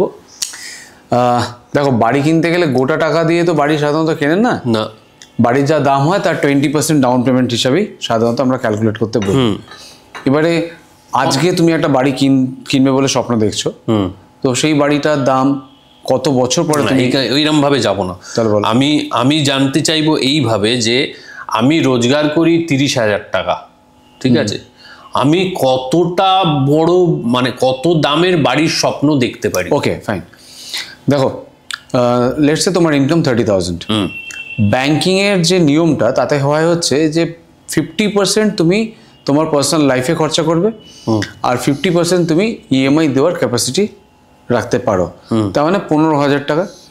15,000 টাকা তুমি যদি ইএমআই দেওয়ার মতন ক্যাপাসিটি রাখো, তাহলে তোমার 15 lakhs-এর লোন ক্যাপাসিটি হচ্ছে। 15 লাখ টাকা? ইয়েস। ও বাবা, তাহলে তোমার ফ্ল্যাটের দামকে সেইভাবে প্ল্যান করতে হবে। যদি তুমি 40 লাখ টাকা ফ্ল্যাট কেনো, তাহলে তোমাকে রেস্ট অ্যামাউন্টটা তোমাকে পে করতে হবে। মানে 30,000 টাকা রোজগার করলে আমি মোটে 15 লাখ টাকা লোনে তো কিছুই হবে না। এক্স্যাক্টলি। তাহলে তোমাকে ডাউন পেমেন্ট, বাড়ি কিনবো না, তাহলে সেক্ষেত্রে কি আমাকে এখন মিউচুয়াল ফান্ডে টাকাটা রেখে যেতে হবে? আপাতত তাই করতে হবে আমাকে। হ্যাঁ, তো সেক্ষেত্রে ধরো আমি ধরে নিলাম আমি যে ফ্ল্যাট, মোটামুটি দেখা যায় যে পার লাখে 1,000 সামথিং করে তোমার ইএমআই আসে। তো 15,000 মানে হচ্ছে 15 lakhs। খুব সহজভাবে হিসাবটা এইভাবে করতে হয় আমাদেরকে, এবং 20 years এর জন্য সেটা তো চাপের। মানে যাদের 30,000 টাকা মাইনে, তাহলে কি তারা বাড়ি কিনবে না? কিন্তু তাকে তাহলে কিছুদিন সময় নিতে হবে। হ্যাঁ, তাকে ছোট ফ্ল্যাট নিতে হবে। ধরো 30 লাখ টাকার ফ্ল্যাট যদি তাকে সে প্ল্যান করে, আজকে থেকে প্ল্যান করলে আমি 30 লাখ টাকার ফ্ল্যাট কিনবো, 15 লাখ টাকা আমি লোন পাবো, তাহলে 15 লক্ষ টাকা তাকে জমাতে হবে। এক্স্যাক্টলি। এবার 15 লক্ষ টাকা তাকে যদি জমাতে হয়, এবার এই ক্যালকুলেশনটা আমায় করে দাও। 15 লক্ষ টাকা তুমি বললে, আমি তোমায় বলি, আমার অফিসের যে ছেলেটি আমার মানে আমার অফিসে একজন মেম্বার রয়েছে, যে গত বছর তার আগের বছর ফ্ল্যাট কিনেছে জোড়া মন্দিরে ভিআইপি রোডের থেকে একটা লেন পিছনে 16 লক্ষ সামথিং টাকার 1 BHK, ইয়েস, ভিআইপি রোডের ওপর শিবাঙ্গনের পিছনে। আচ্ছা, সো চাইলে পাওয়া যায়, তুমি ওই জন্য বললাম। আচ্ছা, চাইলে পাওয়া, আমার ধারণা ছিল না। মানে আমরা পাগলের মতো এক সময় ধরো টালিগঞ্জ খুঁজেছি, পেয়ে উঠিনি। এবার আমি ধরে নিচ্ছি যার এরকম সিচুয়েশন নয়, ধরো আমি 30 লক্ষ টাকার একটা ফ্ল্যাট কিনতে চাই, 30 লাখ টাকার ফ্ল্যাট কিনতে চাই, আমি জানি 15 লাখ টাকা আমি ইএমআই পেয়ে মানে লোন পেয়ে যাব, বাকি 15 লাখ টাকা আমায় জমাতে হবে। 15 লাখ টাকা আমি খুব ফাস্ট কিভাবে জমাতে পারবো? ফার্স্ট জমানোর জন্য তোমাকে আমি একটু ক্যালকুলেট করে বলি। যদি তুমি 15 লক্ষ টাকা চাও, অবভিয়াসলি তুমি মানে এটা তো আর ম্যাজিক নয় আর বা বহু বছর ধরে তুমি ওয়েট করবে সেটাও হবে না। না, বহু বছর ওয়েট করবো, ম্যাক্সিমাম 5 বছর ওয়েট করতে পারবো। ম্যাক্সিমাম 5 বছর ওয়েট করতে হবে। তো আমার নিড হচ্ছে 15 লাখ। ইয়েস। অ্যান্ড আমি এটা যদি 5 বছরে চাই তাহলে অ্যাপ্রক্সিমেটলি আমি যদি 12% গ্রোথে যাই, 15% গ্রোথে যাই, 12 যদি আমি 15% গ্রোথে যাই তাহলে 17,000 টাকা করে আমাকে পার মান্থ জমাতে হবে। তার মানে আমার ক্যাপাসিটিকে স্ট্রেচ করতে হবে, অথবা 17,000 টাকাকে আমাকে জমানোর পর আমি 5 বছর পরে এই 15 লক্ষ টাকাটা পেলাম, তারপর আমি ডাউন পেমেন্ট করে একটা ফ্ল্যাট কিনলাম। কিন্তু এখানে আরেকটা বিষয় রয়েছে, কি? 5 বছরে তো ফ্ল্যাটেরও দাম বেড়ে যাবে। 5 বছরে না, আমি বলছি 5 বছরে মোটামুটি ওই ফ্ল্যাটটা না হলে আমি 30 লাখ টাকা একটা মোটামুটি আমরা সংসার পেতে বসতে পারি। হ্যাঁ, মানে একা তো মানুষ থাকে না, ধরো বিয়ে থা করবে, করবে, 2 কামরার ফ্ল্যাটটা দরকারি হয়, সেটা 30 লাখে এখন মানে আজ থেকে 5 বছর পরেও ধরে নেওয়া যায় বেশ কিছু জায়গায় 30 লক্ষ টাকায় ফ্ল্যাট পাওয়া যাবে। হ্যাঁ, তো সেইটা সেক্ষেত্রে তাকে 17,000 টাকা করে জমাতে হবে। এইবার তুমি যেটা আমার খুব ইম্পর্টেন্ট একটা বিষয় বলো, যে আমার শরীর খারাপের জন্য আমি কত টাকা রেখে দেবো, মানে মেডিক্লেম কত টাকার করবো? হ্যাঁ, খুব ইম্পর্টেন্ট প্রশ্ন। আমরা বলি, অনেকেই বলেন যে আমার একটা এক্স অ্যামাউন্ট রয়েছে, সেই অ্যামাউন্ট থেকে আমি কিছু টাকা ব্যাংকে রেখে দেবো, যে টাকাটা দিয়ে আমি আমার হেলথ রিলেটেড কারণে আমি খরচা করতে পারি। আমি সবসময় বলি যে এরকমভাবে একটা টাকা আপনি রেখে দিচ্ছেন, আর যদি সত্যিকার এরকম একটা টাকার প্রয়োজন পড়ে তাহলে হার্ড অ্যান্ড মানিটা তো ওয়ান গো বেরিয়ে চলে যাবে। তার থেকে যদি আমি মেডিক্লেম পলিসি নিয়ে রাখি, সেখানে হয়তো আমার একটু বেশি টাকা দিতে হতে পারে, আমার একটু স্মার্ট অ্যামাউন্টের ইন্স্যুরেন্স কভারেজ নেওয়া উচিত। আজকের দিনে যারা আমরা শহরে রয়েছি বা একটু ভালো ট্রিটমেন্ট অবভিয়াসলি পেতে চাইবো, সেক্ষেত্রে মিনিমাম সাম অ্যাসিওরড 10 থেকে 15 লক্ষ টাকা হওয়া উচিতই। 15 লক্ষ টাকা, আমরা আরো বেশি বলি 20-25 লক্ষ টাকা করা উচিত। অল্প বয়স হলে পরে তো খুব বেশি প্রিমিয়াম পড়ে না। It is all depends on my belief system, যে আমি এটা দিতে চাই কিনা। কারণ আমরা সারা দিনে, সারা বছরে, সারা মাসে প্রচুর খরচা করি, যে খরচাগুলোর কিন্তু কোনো রিটার্ন নেই সে অর্থে। কিন্তু মেডিক্লেমের সময় আমরা একটা রিটার্ন ভাবতে বসি যে আমি দেবো কত, এর থেকে কিন্তু পাওয়ার নেই, তাহলে আমি কেন দেবো। আচ্ছা, আরেকটা জিনিস হচ্ছে জানো, বাচ্চাদের নামে অনেকে মেডিক্লেম নেয় না, বলে বাচ্চা তোর কি হবে, তাহলে বাচ্চাদের হসপিটালাইজ হতে লাগে না। তাই না, আমরা বলি যে মানে নিউবর্ন বেবি থেকে যখনই তার মানে তিনি মানে সে জন্মাচ্ছে, তাকে সঙ্গে সঙ্গে তার নিজস্ব এক্সিস্টিং প্ল্যানের মধ্যে তাকে ইনক্লুড করে নাও। তো তাহলে কি একটা ফ্যামিলি প্ল্যান থাকা বেশি সুবিধা না ইন্ডিভিজুয়াল প্ল্যান থাকা? না, ফ্যামিলি প্ল্যান, মানে ফ্যামিলি প্ল্যান। ওকে, ফ্যামিলি প্ল্যান। এবার তুমি আমাকে বলো ফ্যামিলি প্ল্যান, তার মানে আমি কত টাকার ফ্যামিলি প্ল্যান নেবো? ধরো আমি এবং আমার স্ত্রীর জন্য যদি নিয়ে, তাহলে কি 15 লাখ টাকা সাম অ্যাসিওরড নিতে হবে না 30 লাখ টাকা? না, 15 লক্ষ টাকাই নাও। তার মধ্যে কিছু প্রোডাক্ট রয়েছে যেখানে তুমি টপ আপ নিয়ে রাখতে পারো, বা এরকমও প্রোডাক্ট রয়েছে এই মুহূর্তে যে 15 লাখ তুমি সাম অ্যাসিওরড নিয়েছো, পরের বছরে 150 টাইমস বেড়ে যাবে সেটা। তুমি ক্লেম করো আর না করো, ইট ইস গ্যারান্টিড বেড়ে যাবে 15, এটা গ্যারান্টিড বেড়ে যাবে 150 টাইমস। টোটাল 600 টাইমস বাড়বে। যদি আমরা 10 লাখ টাকা দিয়ে আমরা যদি একটা ক্যালকুলেশনে যাই, প্রথম বছরে 10 লাখ, পরের বছর ওটা হয়ে যাবে 25 লক্ষ টাকা, হ্যাঁ, তারপরের বছর হয়ে যাবে 40 লক্ষ টাকা, হ্যাঁ, ইয়েস। এটা টোটাল গেস 60 লক্ষ টাকায় গিয়ে দাঁড়াবে। 10 লাখ টাকার প্রিমিয়ামে 60 লাখ টাকা, 10 লাখ টাকা সাম অ্যাসিওরডের পলিসিটা 60 লাখে গিয়ে দাঁড়াবে। Premium would be same. এই কি সম্ভব নাকি? ইয়েস, সম্ভব। এটার মানে এটার কোনো টার্ম, আমি কোম্পানির নাম বলতে চাইছি না, কিন্তু এটা কোনো একটা টার্ম আছে তো নিশ্চয়ই। এটা কি বলে? এটা মেডিক্লেমই। মেডিক্লেম এই কি ধরনের মেডিক্লেম? এটা তো শুনিনি কোনো কালে। এই ধরনের মেডিক্লেমও হয়? আমার নিজের করা আছে। তোমার তো করা থাকবে। আমি বলছি মোটামুটিভাবে এই 15 লক্ষ টাকার মেডিক্লেম করতে খরচাপাতি কত হবে? ধরুন আমার 40 বছর বয়স, আমার স্ত্রীর 36 বছর বয়স, এবং দুজন করি, তারপর বাচ্চাটাকে ইনক্লুড করছি। ধরো আমার 40, আমার 15 লাখে প্রিমিয়াম আসা উচিত খুব বেশি হলে 17 থেকে 18,000 টাকা মান্থলি, না না ইয়ারলি, 17 থেকে 18,000 টাকা। ও তার মানে এক মাসে তো 1,500 টাকা, 1,600 টাকা এটা হলে তাহলে এটা শিওর পেতে পারে। এই পলিসিটা আমার হেভি পছন্দ হয়েছে, এটা আমি তোমার থেকে পরে আরো জানছি, অফ ক্যামেরা জানবো, এটা আপনাদের জানানো যাবে না। আপনাদের যাদের ইচ্ছে তারা সুরজিৎদার সঙ্গে যোগাযোগ করবেন, নম্বর আমি কমেন্টে দিয়ে দেবো। আচ্ছা, মেডিক্লেমের ক্ষেত্রে যখন আমাদের কোনো নার্সিংহোম বা হসপিটালে অ্যাডমিশন হয়, তো সেক্ষেত্রে আমরা কি ধরনের বেড নেব, কি ধরনের নেব? সাধারণত বলা হয়ে থাকে 1% নাকি অ্যালটেড থাকে ওই বেড চার্জ এটসেট্রা। তাহলে কি সেটাই মাথায়? এই ধরনের যে প্রোডাক্টটা নিয়ে তুমি কথা বলছো, এটি একটি কোম্পানির প্রোডাক্ট রয়েছে এখনো এবং ছিল, পুরোনো দিনের কোম্পানি ছিল। তারা খুব বড় কোম্পানি, গভর্নমেন্ট আন্ডারটেকিং ইনস্টিটিউশন তারা, এবং সেই ক্ষেত্রে তার সেই প্রোডাক্টটা এখনো কন্টিনিউ করছে।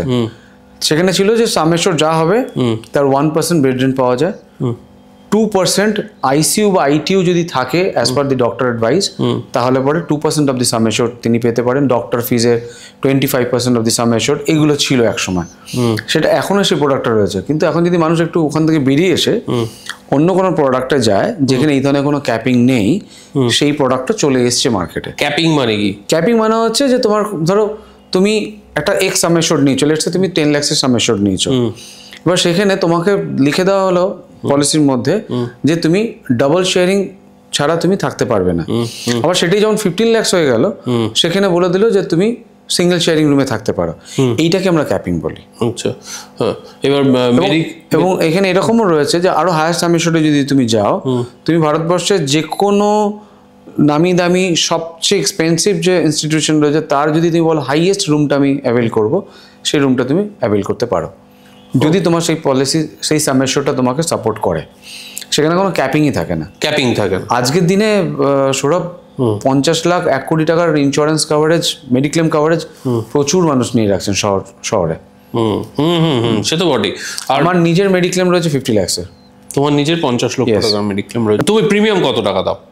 আমার প্রিমিয়াম বোধ হয় 44,000 সামথিং, আমার ওয়াইফের, আমার 2 মেয়ের, আমার মা বাবার আলাদা। কারণটা হচ্ছে দেখো, আমরা যে নর্মাল যে লাইফস্টাইলটায় রয়েছি, যেভাবে বাড়িতে থাকতে পছন্দ করি, যেভাবে আমাদের সমাজের সঙ্গে মেলামেশা ওঠা বসা, আমি হসপিটালে গিয়ে যদি আমাকে কম্প্রোমাইজ করতে হয় আমার লাইফস্টাইলকে বা আমার ট্রিটমেন্টকে, কারণ লাইফস্টাইল কেন বললাম, যে একটু ভালো ঘরে থাকতে পছন্দ করি মানে আমি একটু গুতগতি করে থাকতে পছন্দ করবো না, আমি একটু বড় ঘরেই থাকতে পছন্দ করবো। তো বড় ঘরে থাকতে গেলে আমার কাছে সেই পরিমাণের ইন্স্যুরেন্স কভারেজ থাকতে হবে, তবেই কি আমি থাকতে পারি।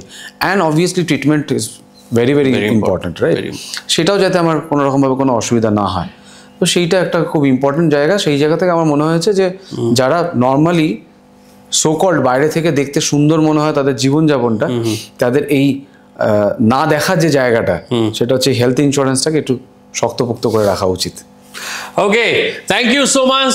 সুরজিৎদার সঙ্গে একটা বেশ মজার, সুন্দর, ইন্টারেস্টিং এপিসোড হলো। এই এপিসোড যদি আপনাদেরও ভালো লেগে থাকে তাহলে অবশ্যই আমাদের চ্যানেলটিকে লাইক করুন, সাবস্ক্রাইব করুন, আর প্লিজ কমেন্ট করুন কী ধরনের কনভারসেশন আপনারা শুনতে চান, কোন ধরনের টপিকে কনভারসেশন আপনারা শুনতে চান। আপনারা বলেছিলেন বলেই কিন্তু আমি সুরজিৎদাকে যোগাযোগ করে এখানে এসে একটা ছুটির দিনে এই মানুষটিকে ছুটিয়ে নিয়ে এসে এখানে অফিসে বসিয়ে আজকে কথাবার্তা বললাম। আপনারা যে ধরনের সাবজেক্ট চান সেই ধরনের সাবজেক্ট নিয়ে time and tide podcast with Sourav আগামী দিনেও এপিসোড করবে। সুতরাং প্লিজ একটু লাইক করুন, সাবস্ক্রাইব করুন, কমেন্ট করুন, আমাদের বলুন যে কোন ধরনের আলোচনা শুনতে চান। ওকে সুরজিৎদা, থ্যাংক ইউ সো মাচ। আমাদের পডকাস্টের নাম time and tide podcast with Sourav.